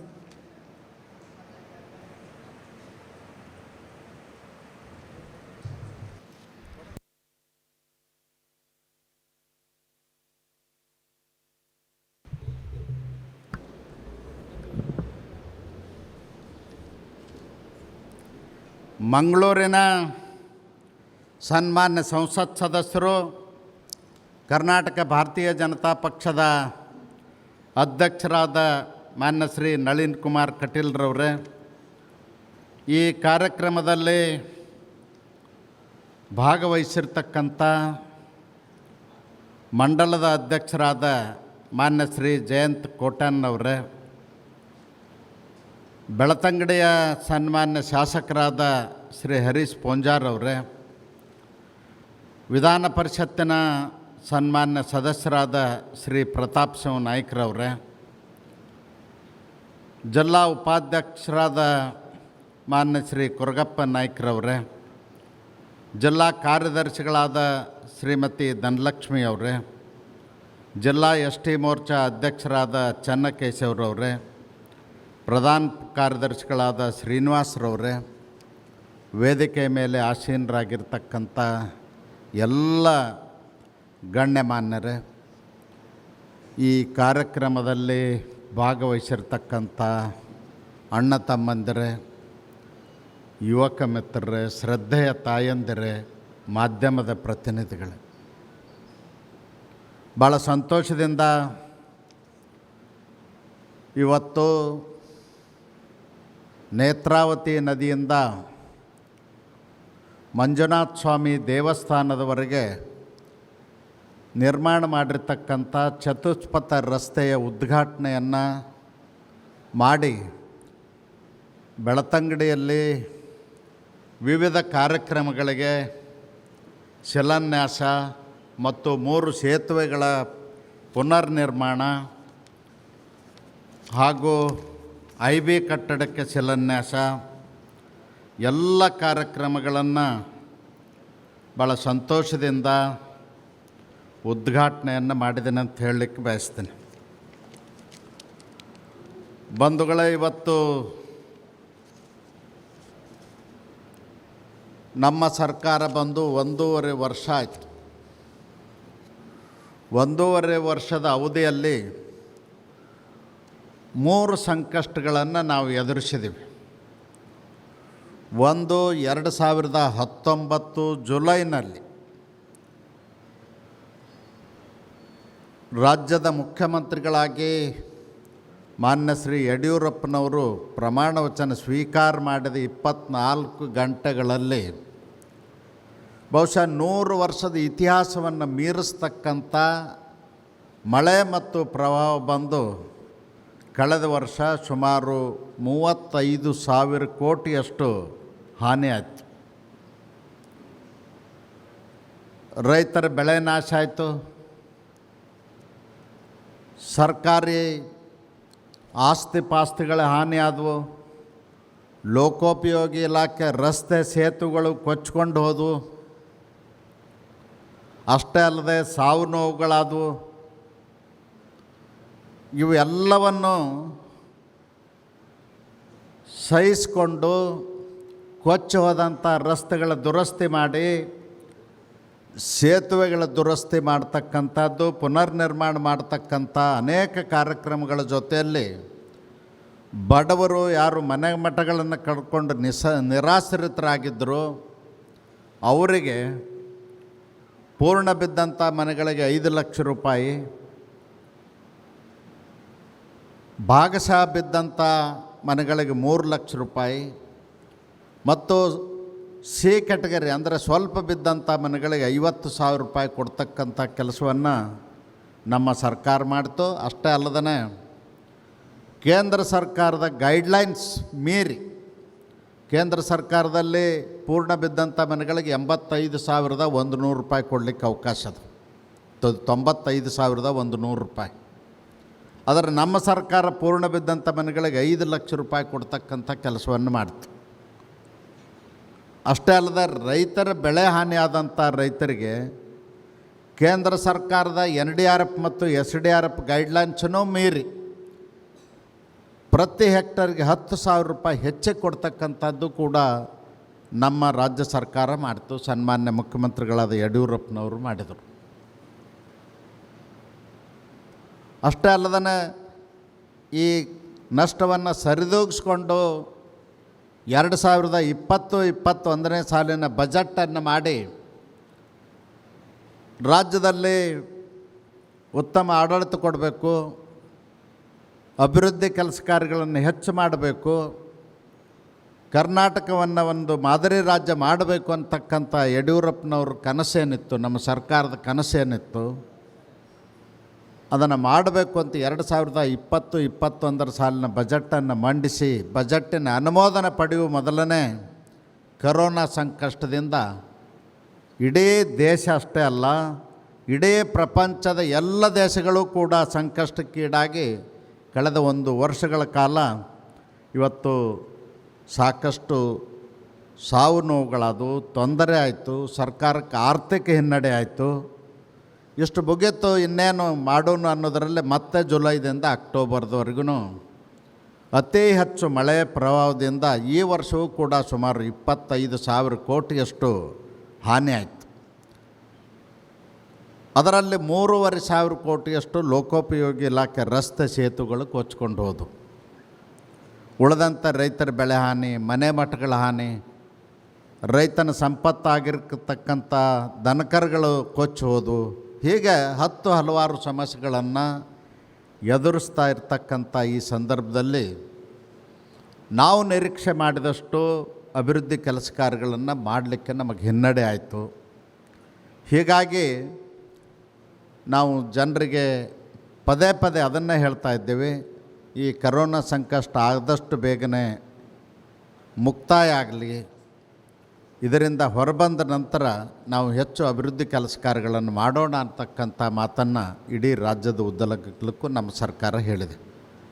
ಇದರ ಮಧ್ಯದಲ್ಲಿ ದೇಶದ ಸನ್ಮಾನ್ಯ ಪ್ರಧಾನಮಂತ್ರಿಗಳಾದ ನರೇಂದ್ರ ಮೋದಿಜಿಯವರು ಸುಮಾರು 80 ಕೋಟಿ ಜನರಿಗೆ ಕರೋನಾ ಸಂಕಷ್ಟದ ಸಂದರ್ಭದಲ್ಲಿ ಉಚಿತವಾಗಿ ಅಕ್ಕಿ, ಗೋಧಿ, ಆಹಾರ ಧಾನ್ಯಗಳನ್ನು ವಿತರಣೆ ಮಾಡೋದ್ರ ಜೊತೆಯಲ್ಲಿ ಜನರ ಉದ್ಯೋಗ ಕಳ್ಕೊಂಡವ್ರಿಗೆ ಪುನಃ ಉದ್ಯೋಗ ಸೃಷ್ಟಿ ಮಾಡ್ತಕ್ಕಂಥದ್ದು ಮತ್ತು ಆರ್ಥಿಕ ಚಟುವಟಿಕೆಗಳಿಗೆ ಉತ್ತೇಜನ ಕೊಡುವ ದೃಷ್ಟಿಯಿಂದ ಬಹುಶಃ ಪ್ರಪಂಚದ ಯಾವುದೇ ದೇಶದಲ್ಲಿ ಇಷ್ಟೊಂದು ದೊಡ್ಡ ಪ್ರಮಾಣದ ಯೋಜನೆಯನ್ನು ಘೋಷಣೆ ಮಾಡಲಿಲ್ಲ, ಅನುಷ್ಠಾನಕ್ಕೆ ತರಲಿಲ್ಲ. ಆದರೆ ನರೇಂದ್ರ ಮೋದಿಜಿಯವ್ರ ಸರ್ಕಾರ ಸುಮಾರು 20 ಲಕ್ಷ ಕೋಟಿ ರೂಪಾಯಿ ಆತ್ಮನಿರ್ಭರ ಭಾರತ ತಂದಿರತಕ್ಕಂಥದ್ದು ನಾವೆಲ್ಲರೂ ಕೂಡ ನೆನಪಿಸ್ಕೊಳ್ಬೇಕು. ಮತ್ತು ಯಾರು ಅರ್ಹ ಫಲಾನುಭವಿಗಳಿದ್ದಾರ ಅವ್ರಿಗೆ ಮುಟ್ಟಿಸ್ತಕ್ಕಂಥದ್ದಕ್ಕೆ ನೀವು ಎಲ್ಲರೂ ಮಾಡಿ ಅವ್ರಿಗೆ ಸಹಾಯ ಮಾಡ್ತಕ್ಕಂಥ ಕೆಲಸ ಮಾಡಬೇಕಾದಂಥ ಜವಾಬ್ದಾರಿ ನಿಮ್ಮೆಲ್ಲರ ಮೇಲೆ ಇದೆ.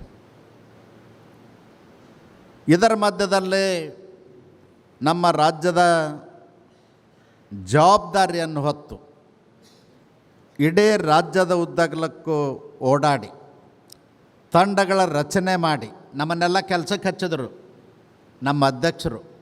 ಗ್ರಾಮ ಪಂಚಾಯತಿ ಚುನಾವಣೆ ಪೂರ್ವದಲ್ಲಿ 2 ಸುತ್ತು ನಮ್ಮನ್ನು 6 ಜಿಲ್ಲೆ 8 ಜಿಲ್ಲೆಗಳಿಗೆ ತಂಡ ಮಾಡಿ ಕಳಿಸಿದ್ರು. ನನ್ನ ನೇತೃತ್ವದಲ್ಲಿ 2 ಸಾರಿ ತಂಡ ಮಾಡಿ ಕಳಿಸಿದ್ರು. 6 ತಂಡಗಳನ್ನು ಮಾಡಿ ಇಡೀ ರಾಜ್ಯದಲ್ಲಿ ಇವತ್ತು ಅತಿ ಹೆಚ್ಚು ಸ್ಥಾನಗಳನ್ನು ಗೆಲ್ಲಲಿಕ್ಕೆ ಪಂಚಾಯತಿಯಲ್ಲಿ ಸಾಧ್ಯ ಆಗಿದ್ದರೆ ಅದರ ಪ್ರಯತ್ನ ನಮ್ಮ ರಾಜ್ಯ ಅಧ್ಯಕ್ಷರು ಮಂಗಳೂರಿನ ಸನ್ಮಾನ್ಯ ಸಂಸದರಾದ ನಳಿನ್ ಕುಮಾರ್ ಕಟೀಲ್ ಜಿ ಅವರಿಗೆ ಸಲ್ತದಂತ ಹೇಳಲಿಕ್ಕೆ ಬಯಸ್ತೇನೆ. ಅಷ್ಟೇ ಅಲ್ಲ, ಹೆಚ್ಚು ಸಾಮಾಜಿಕ ಕಳಕಳಿ ಕಾಳಜಿಯನ್ನು ಹೊಂದಿರತಕ್ಕಂಥ ರಾಜ್ಯ ಅಧ್ಯಕ್ಷರು ಎಲ್ಲ ವರ್ಗದವರಿಗೆ ಪ್ರಾತಿನಿಧ್ಯ ಸಿಗುವ ಹಾಗೆ ವ್ಯವಸ್ಥೆಯನ್ನು ಮಾಡಿ ಇವತ್ತು ಅತಿ ಹೆಚ್ಚು ರಾಜ್ಯದಲ್ಲಿ ನಾವು ಪಂಚಾಯತ್ಗಳನ್ನ ಗೆದ್ದಿದ್ವಿ. ಇವತ್ತು ಬೆಳ್ತಂಗಡಿ ವಿಧಾನಸಭಾ ಕ್ಷೇತ್ರದಲ್ಲಿಯೂ ಕೂಡ 500 ಜನ ನಮ್ಮ ಗ್ರಾಮ ಪಂಚಾಯತಿ ಸದಸ್ಯರು ಭಾರತೀಯ ಜನತಾ ಪಕ್ಷದ ಕಾರ್ಯಕರ್ತರು ಗೆದ್ದು ಬಂದಾರಂತ ಕೇಳಿ ನನಗೆ ಭಾಳ ಸಂತೋಷ ಆಯಿತು. ಗೆದ್ದು ಬಂದಂಥ ಅವರೆಲ್ಲರಿಗೂ ನಾನು ಅಭಿನಂದನೆ ಸಲ್ಲಿಸೋದ್ರ ಜೊತೆಯಲ್ಲಿ ಗೆಲ್ಲಿಸಿದಂಥ ತಮ್ಮೆಲ್ಲರಿಗೂ ಕೂಡ ಅಭಿನಂದನೆಗಳನ್ನು ಸಲ್ಲಿಸಲಿಕ್ಕೆ ಬಯಸ್ತೇನೆ. ಬಂಧುಗಳೇ, ಇವತ್ತು ಹರೀಶ್ ಪೊಂಜಾರವರು ಯುವ ನಾಯಕ ಶಾಸಕರಾಗಿ ಭಾಳ ಅತ್ಯುತ್ತಮ ರೀತಿಯಲ್ಲಿ ಕೆಲಸ ಕಾರ್ಯಗಳನ್ನು ಮಾಡ್ತಾ ಇದ್ದಾರೆ. ಇವತ್ತು ನಾನು ಬೆಳ್ತಂಗಡಿಗೆ ಬಂದಿರಲಿಕ್ಕೆ ಕಾರಣ ಅಂದರೆ ಹರೀಶ್ ಪೊಂಜಾರವರು. ಅವ್ರು ಹೇಳಿದ್ರೆ ನಾವು ಬರಲೇಬೇಕು ಅಂಥೇಳಿ ಆಯ್ತಪ್ಪ ಬರ್ತೀನಿ ಅಂತ ಹೇಳಿದೆ. ಬಂದ ಮೇಲೆ ನಾವು ಮಂಜೂರಾತಿ ಕೊಟ್ಟದ್ದು ಇವತ್ತು ಅಡಿಗಲ್ಲು ಮಾಡಿರ್ತಕ್ಕಂಥದ್ದು 25 ಕೋಟಿ ರೂಪಾಯಿ. ಆದ್ರೆ ನನಗೆ ಬಿಡಲಿಲ್ಲ ಅವರು. ನಮಗಿನ್ನೂ 25 ಕೋಟಿ ಹೆಚ್ಚಿನ ಅನುದಾನ ಕೊಡಬೇಕು ಅಂತ ಹೇಳಿದ್ರು. ಖಂಡಿತವಾಗಿಯೂ 25 ಕೋಟಿ ಹೆಚ್ಚಿನ ಅನುದಾನವನ್ನು ಕೊಟ್ಟು ಇವತ್ತು ನಮ್ಮ ರಾಜ್ಯ ಅಧ್ಯಕ್ಷರು ಹೇಳ್ದಂಗೆ 50 ಕೋಟಿ ಅಂತ ಲೆಕ್ಕ ತಗೊಳ್ಬೇಕು. ಖಂಡಿತವಾಗಿಯೂ ಮಾಡಿಕೊಡ್ತೇನೆ ಅಂತಕ್ಕಂಥ ಮಾತನ್ನು ಹೇಳಿ ಭಾಳಷ್ಟು ಜನ ನಮ್ಮನ್ನು ಕಾರ್ಯಕ್ರಮಕ್ಕೆ ಕರ್ಕೊಂಡು ಹೋಗ್ತಾರೆ. ಹಳ್ಳಿ ಒಳಗೆ ಕರ್ಕೊಂಡು ಹೋಗೋಂಥವ್ರು ಭಾಳ ಕಡಿಮೆ ಇರ್ತಾರೆ. ಅದರಲ್ಲಿ ಗುಡ್ಡಗಾಡ್ದಾಗಂತೂ ಕರ್ಕೊಂಡು ಹೋಗೋರು ಯಾರೂ ಇರೋದೇ ಇಲ್ಲ. ಆದರೆ ಇವತ್ತು ಹರೀಶ್ ಪೂಂಜಾರವರು ನನ್ನನ್ನು ಕಾಡಿನಲ್ಲಿ ಕರ್ಕೊಂಡು ಹೋಗಿ ಕಾಡಿನಲ್ಲಿ ವಾಸವಾಗಿರ್ತಕ್ಕಂಥ ಸುಮಾರು 200 ಕುಟುಂಬಗಳನ್ನ ಭೇಟಿ ಮಾಡಿಸಿ ಅವ್ರ ಸಮಸ್ಯೆಯನ್ನು ನನ್ನ ಕಣ್ಣಾರೆ ಕಾಣೋ ಹಾಗೆ ಮಾಡಿದರು. ಅಷ್ಟೇ ಅಲ್ಲದೇ ನನಗೆ ಹೆಚ್ಚಿನ ಅನುದಾನ ಕೊಡಲಿಕ್ಕೂ ಕೂಡ ಪ್ರೇರಣೆಯನ್ನು ಮಾಡಿರ್ತಕ್ಕಂಥವ್ರು ಹರೀಶ್ ಪೂಂಜಾರವರು. ನಾನು ವಿಶೇಷವಾಗಿ 6 ಚುನಾವಣೆಯನ್ನು ಎದುರಿಸಿದ್ದೀನಿ. 5 ಚುನಾವಣೆಯಲ್ಲಿ ಭಾಳ ಭಾರಿ ಲೀಡ್ನಿಂದ ಗೆದ್ದೀನಿ. ಒಂದು ಸಾರಿ 1999ರಲ್ಲಿ ಚುನಾವಣೆನೇ ಮಾಡಲಿಲ್ಲ. ನಾನು ಇಲೆಕ್ಷನ್ ನಿಂತೆ 220 ಹೋಟ್ಲೆ ಸೋತಿದ್ದೆ. ಚುನಾವಣೆನೇ ಮಾಡಲಿಲ್ಲ ನಾನು. ಎಷ್ಟರ ಮಟ್ಟಿಗೆ ನಾನು ನಿರ್ಲಕ್ಷ್ಯ ಮಾಡಿದ್ದೆ ಚುನಾವಣೆ ಅಂದ್ರೆ, ಏಜೆಂಟ್ರನ್ನು ಕೂಡ ಈಗಿನ ಗತ್ತಲೆ ಎಲೆಕ್ಟ್ರಾನಿಕ್ ವ್ಯವಸ್ಥೆ ಇರಲಿಲ್ಲ, ಬ್ಯಾಲೆಟ್ ಪೇಪರ್ಸ್ ಇದ್ದು, ಏಜೆಂಟ್ರನ್ನು ಕೂಡ ನೇಮಿಸಿದ್ದಿಲ್ಲ ನಾನು. ನಮ್ಮೂರಿನಲ್ಲೇ 26 ಬೂತ್ನಾಗ ಏಜೆಂಟ್ರು ಇದ್ದಿದ್ದಿಲ್ಲ ಅಂತ. 220 ಹೋಟ್ಲೆ ಸೋತೆ ಆ ಸಾರಿ. ಅಂದ್ರೆ ನನಗೇನು ತಲೆ ಒಳಗಿತ್ತು, ಪೂಂಜಾರವ್ರೆ ಯಾಕೆ ಇದನ್ನು ಪ್ರಸ್ತಾಪ ಮಾಡಿದೆ ನಿಮ್ಮ ಮುಂದೆ ಅಂದ್ರೆ, ನೀವು ಹೊಸದಾಗಿ ಶಾಸಕರಾಗಿರಿ. ನಾನು ಅದೇ ಥರ ಭಾಳ ಉತ್ಸಾಹದ ಮನುಷ್ಯ. 40 ವರ್ಷಕ್ಕೆ ಶಾಸಕನಾದವ ನಾನು. ಭಯಂಕರ ಉತ್ಸಾಹದಾಗಿದ್ದೆ. ನನ್ನ ಬಿಟ್ಟು ಜನ ಯಾರಿಗೂ ಓಟ್ ಹಾಕೋದಿಲ್ಲ ತಿಳ್ಕೊಂಡಿದ್ದೆ. ಯಾಕಂದ್ರೆ ಅವರು ಬೆಂಕಿ ಹಾಕ್ತಿದ್ದರು ಕಬ್ಬಿಗೆ. ಕಾರ್ಖಾನೆ ಇರಲಿಲ್ಲ, ಒಂದೇ ಒಂದು ಇಡೀ ಜಿಲ್ಲೆಯಲ್ಲಿ ಕಾರ್ಖಾನೆ ಇತ್ತು. 2ನೇ ಕಾರ್ಖಾನೆ ಕಟ್ಟಿ ನಾನು ಚುನಾವಣೆಗೆ ಬರ್ತೀನಿ ಅಂತ ಹೇಳಿದ್ದೆ. 2ನೇ ಕಾರ್ಖಾನೆ ಕಟ್ಟಿ ಕಬ್ಬು ನುರಿಸೋದು ಪ್ರಾರಂಭ ಮಾಡಿ ಚುನಾವಣೆಗೆ ಹೋದೆ. ನನ್ನ ಬಿಟ್ಟು ಯಾರಿಗೆ ಹಾಕ್ತಾರಂದೆ ಜನ. ನನ್ನೇ ಶುಗರ್ ಫ್ಯಾಕ್ಟ್ರಿ ಚೇರ್ಮನ್ನು ಮಾಡಿಬಿಟ್ರು. ಇಡೀ ಟೀಮನ್ನು ನಂದೇ ಗೆಲ್ಲಿಸಿದ್ರು, ಎಲ್ಲ ಮಾಡಿದರು. ಅದಕ್ಕಾಗಿ ಇದರಿಂದ ಮಲ್ಕೊಂಡು ಬಿಟ್ಟೆ. ಹೀಗಾಗಿ ಸೋತಿದ್ದೆ. ನಿಮಗೆ ಯಾಕೆ ನೆನಪು ಮಾಡಿಕೊಡ್ತೀನಿ ಅಂದ್ರೆ, ನೀವೊಬ್ಬರು ಭಾಳ ಸರಳ ಸಜ್ಜನ ರಾಜಕಾರಣಿ ನನ್ನ ಕಣ್ಣಿಗೆ ಕಂಡಿದ್ದೀರಿ. ಒಳ್ಳೆ ಕೆಲಸಗಾರರಿದ್ದೀರಿ. ನಾನು ಭಾಳ ಕೆಲಸ ಮಾಡಿದ್ದೀನಿ ಅಂಥೇಳಿ ಮೈ ಮರೆಯುವಂಗಿಲ್ಲ. ಚುನಾವಣೆ ನನ್ನ ಚುನಾವಣೆ ಪ್ರಚಾರಕ್ಕೆ JH ಪಟೇಲರು, ರಾಮಕೃಷ್ಣ ಹೆಗಡೆ ಅವರು ಬಂದಿದ್ದರು. 50,000 ಜನ ಸೇರಿದ್ದರು ಸೋತಾಗ. 50,000 ಜನ. ಪಟೇಲ್ರಂದರು, ಎಲ್ಲ ಮಗನೇ 50,000 ಗೆಲ್ತೀವಿ ಹೋಗತ್ತೇಳಿ ಹೋಗಿಬಿಟ್ರು. ಅದಕ್ಕೆ ಒಂದು ಹೇಳ್ತೀನಿ, ನೀವು ಚುನಾವಣೆ ಬಂದಂಥ ಸಂದರ್ಭದಲ್ಲಿ ಇವತ್ತೇನು ಭಾಳ ಕಳಕಳಿ ಕಾಳಜಿಯಿಂದ ಕಾರ್ಯಕರ್ತರದ್ದು ಚುನಾವಣೆ ಮಾಡಿದ್ರಲ್ಲ, 500 ಜನರನ್ನು ಗೆಲ್ಲುವಾಗ ನಮ್ಮ MP ಸಾಹೇಬರ ಮಾರ್ಗದರ್ಶನದೊಳಗೆ ಏನು ಕೆಲಸ ಮಾಡಿದ್ದೀವಿ ಅದು ನಿರಂತರವಾಗಿ ನಡಿಬೇಕು. ಅದಕ್ಕೆ ನಿಮಗೆ ನೆನಪು ಮಾಡಿಕೊಟ್ಟೆ. ನಾನು 6 ಚುನಾವಣೆನೂ ಗೆದ್ದಿದ್ದೆ. ಅದ್ರ ಏಜೆಂಟ್ರನ್ನ ಮಾಡಲಾರ್ದೆ ಸೋತಿದ್ದೆ ನಾನು ಆ ಸಾರಿ. ಅದಕ್ಕೆ ಬಂಧುಗಳೇ, ಇವತ್ತು ಹರೀಶ್ ಪೂಂಜಾರವರಂಥ ಸಾಮಾಜಿಕ ಕಳಕಳಿ ಕಾಳಜಿ ಇರತಕ್ಕಂಥ ನಾಯಕರ ಅವಶ್ಯಕತೆ ಇದೆ, ಜನಪ್ರತಿನಿಧಿಗಳ ಅವಶ್ಯಕತೆ ಇದೆ. ಅದೇ ರೀತಿಯಾಗಿ ನಮ್ಮ ವಿಧಾನ ಪರಿಷತ್ತಿನ ಸದಸ್ಯರಾದ ಪ್ರತಾಪ್ ಶಿವ ನಾಯ್ಕರವರು ಕೂಡ ಅವರು ಚರ್ಚೆ ಕೇಳಿದಾಗ ನನಗೆ ಅವರ ಸಾಮಾಜಿಕ ಕಳಕಳಿ ಕಾಳಜಿ ಅರ್ಥ ಆಯಿತು. ಕಾರಿನಲ್ಲಿ ಬರಬೇಕಾದ್ರೆ ಹೇಳಿದರು ಅವರು, ಇಲ್ಲಿ ನಮ್ಮ ಜನರಿಗೆ ಏನು ಕಷ್ಟ ಇದೆ, ಒಂದು ಪಾಣಿ ಸುಡ್ಡ ಬದಲಾವಣೆ ಮಾಡಲಿಕ್ಕೆ, ಒಂದು ಮನೆ ಕಟ್ಟಲಿಕ್ಕೆ ಏನು ಕಷ್ಟ ಇದೆ ಅನ್ನೋದು ಕೂಡ ಹೇಳಿದರು. ವಿಧಾನಸೌಧದಲ್ಲಿ ಕೂತು IAS ಆಫೀಸರ್ಸು AC ರೂಮ್ನಲ್ಲಿ ಕೂತವ್ರು ಇಲ್ಲಿ ಬಂದು ನೋಡಿದ್ರಂದ್ರೆ ಗೊತ್ತಾಗ್ತದೆ ಅಂತಕ್ಕಂಥದ್ದನ್ನು ನೆನಪು ಮಾಡಿಕೊಡ್ತಕ್ಕಂಥ ಕೆಲಸ ಮಾಡಿದರು. ಅದಕ್ಕೆ ಇಲ್ಲಿರ್ತಕ್ಕಂಥ ಜನಪ್ರತಿನಿಧಿಗಳು ಸುಸಂಸ್ಕೃತರು, ಸಜ್ಜನರೂ ಹೌದು. ಅದರ ಜೊತೆಯಲ್ಲಿ ಸಾಮಾಜಿಕ ಕಳಕಳಿ ಕಾಳಜಿ ಇರತಕ್ಕಂಥ ನಾಯಕರಿದ್ದಾರೆ.